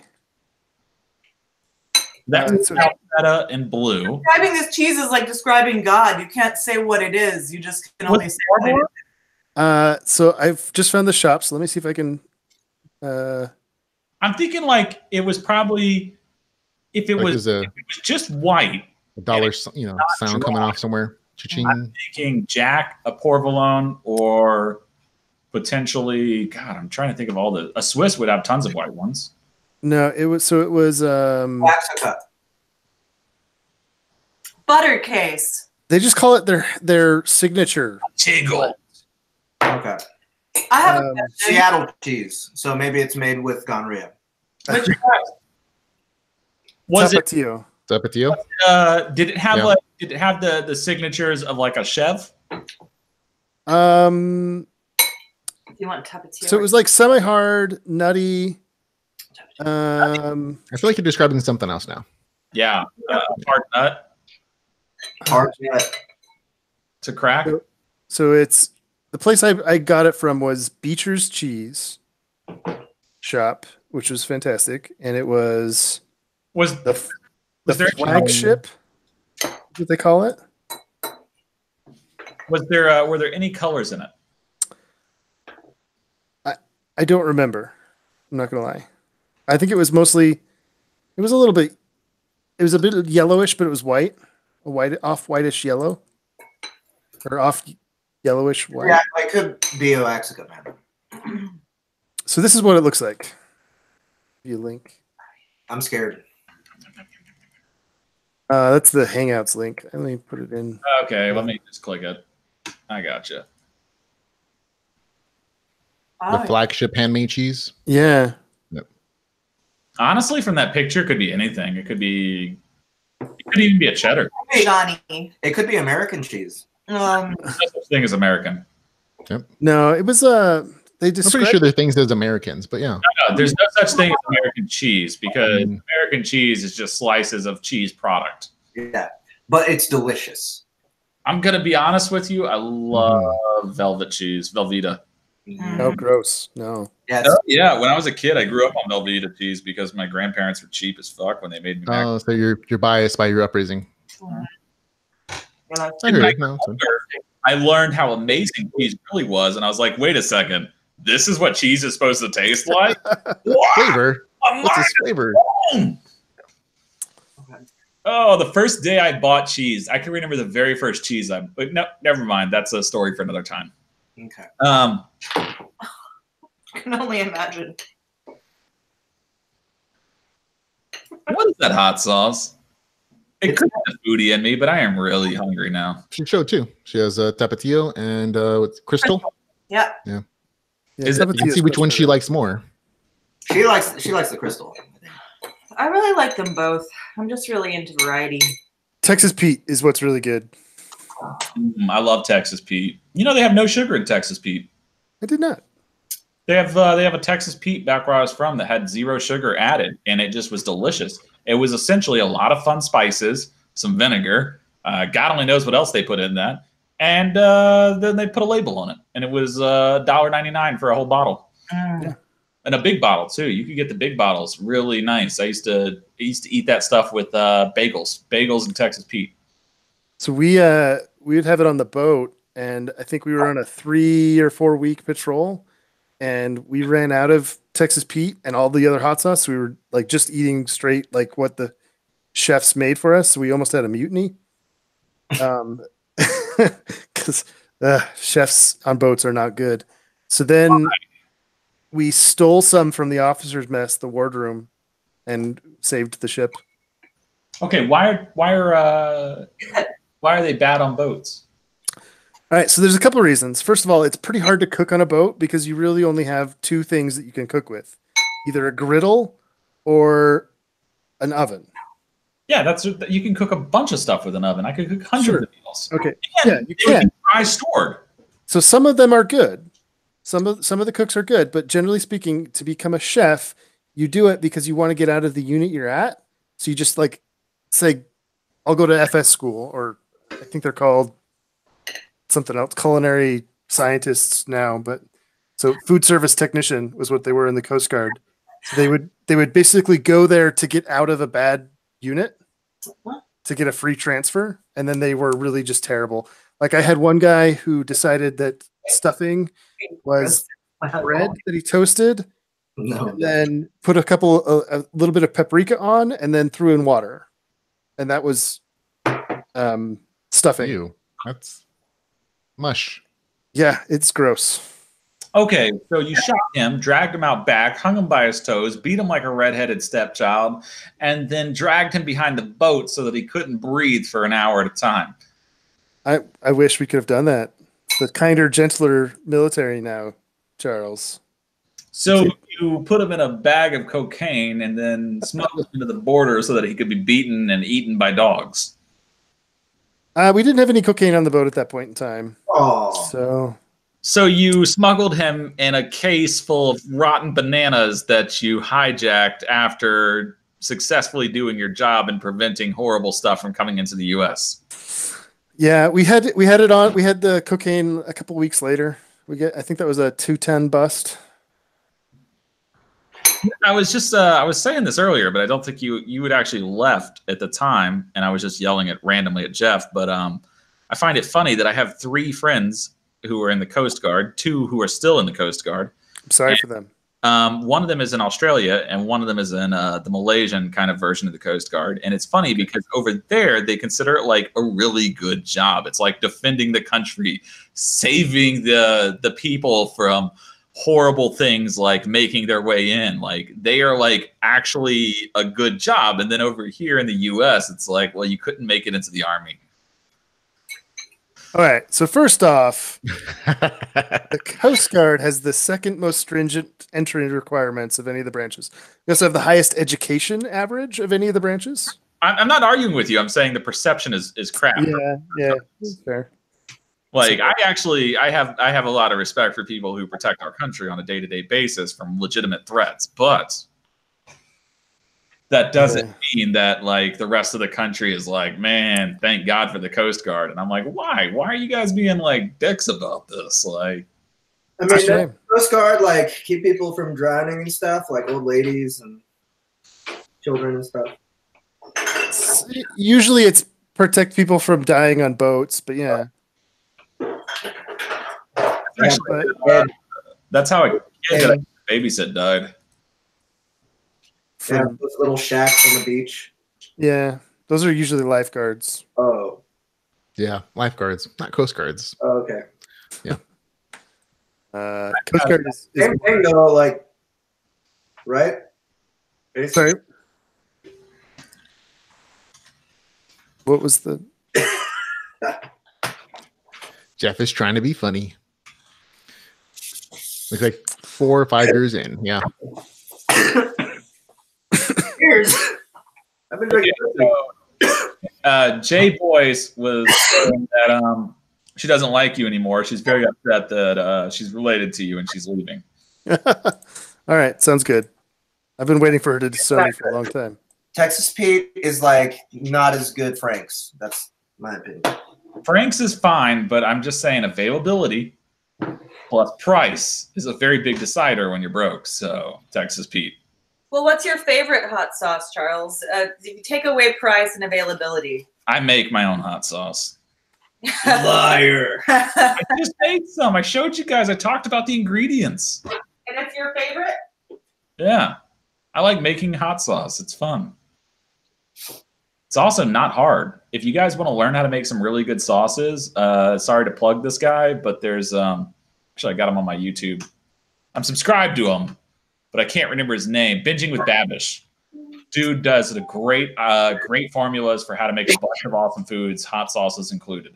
I highly recommend you check out Binging with Babish. It is a great place to start cooking. He has guides and tutorials. Cool. I don't think you're plugging him.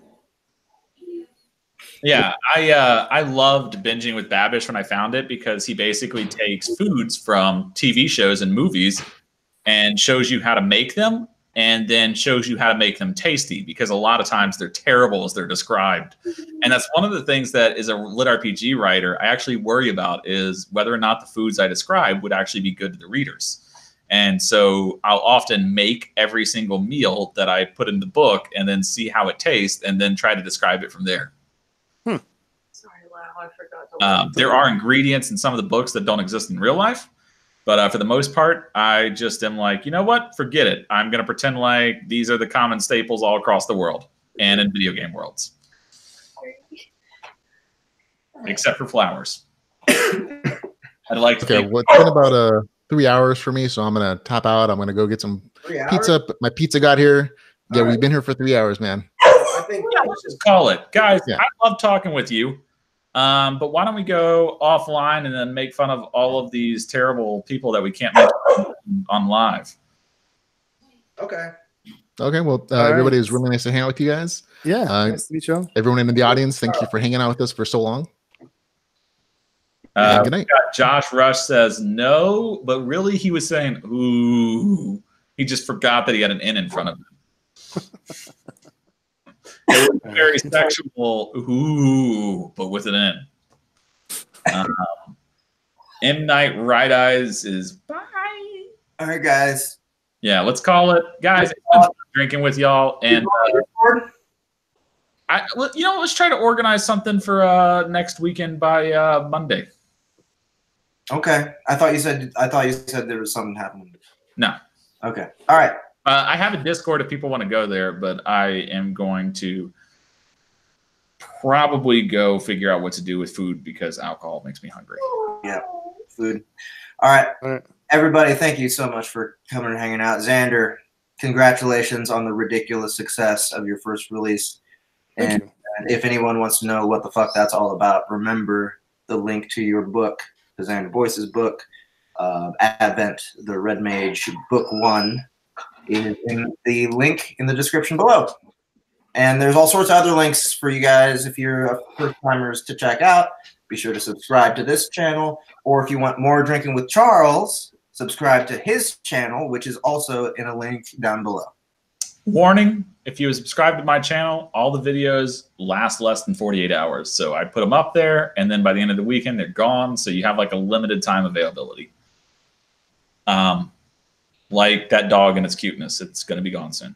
Yeah. And it disappeared. See, I called it. All right. See y'all. Thanks for having me. Yep. Have fun.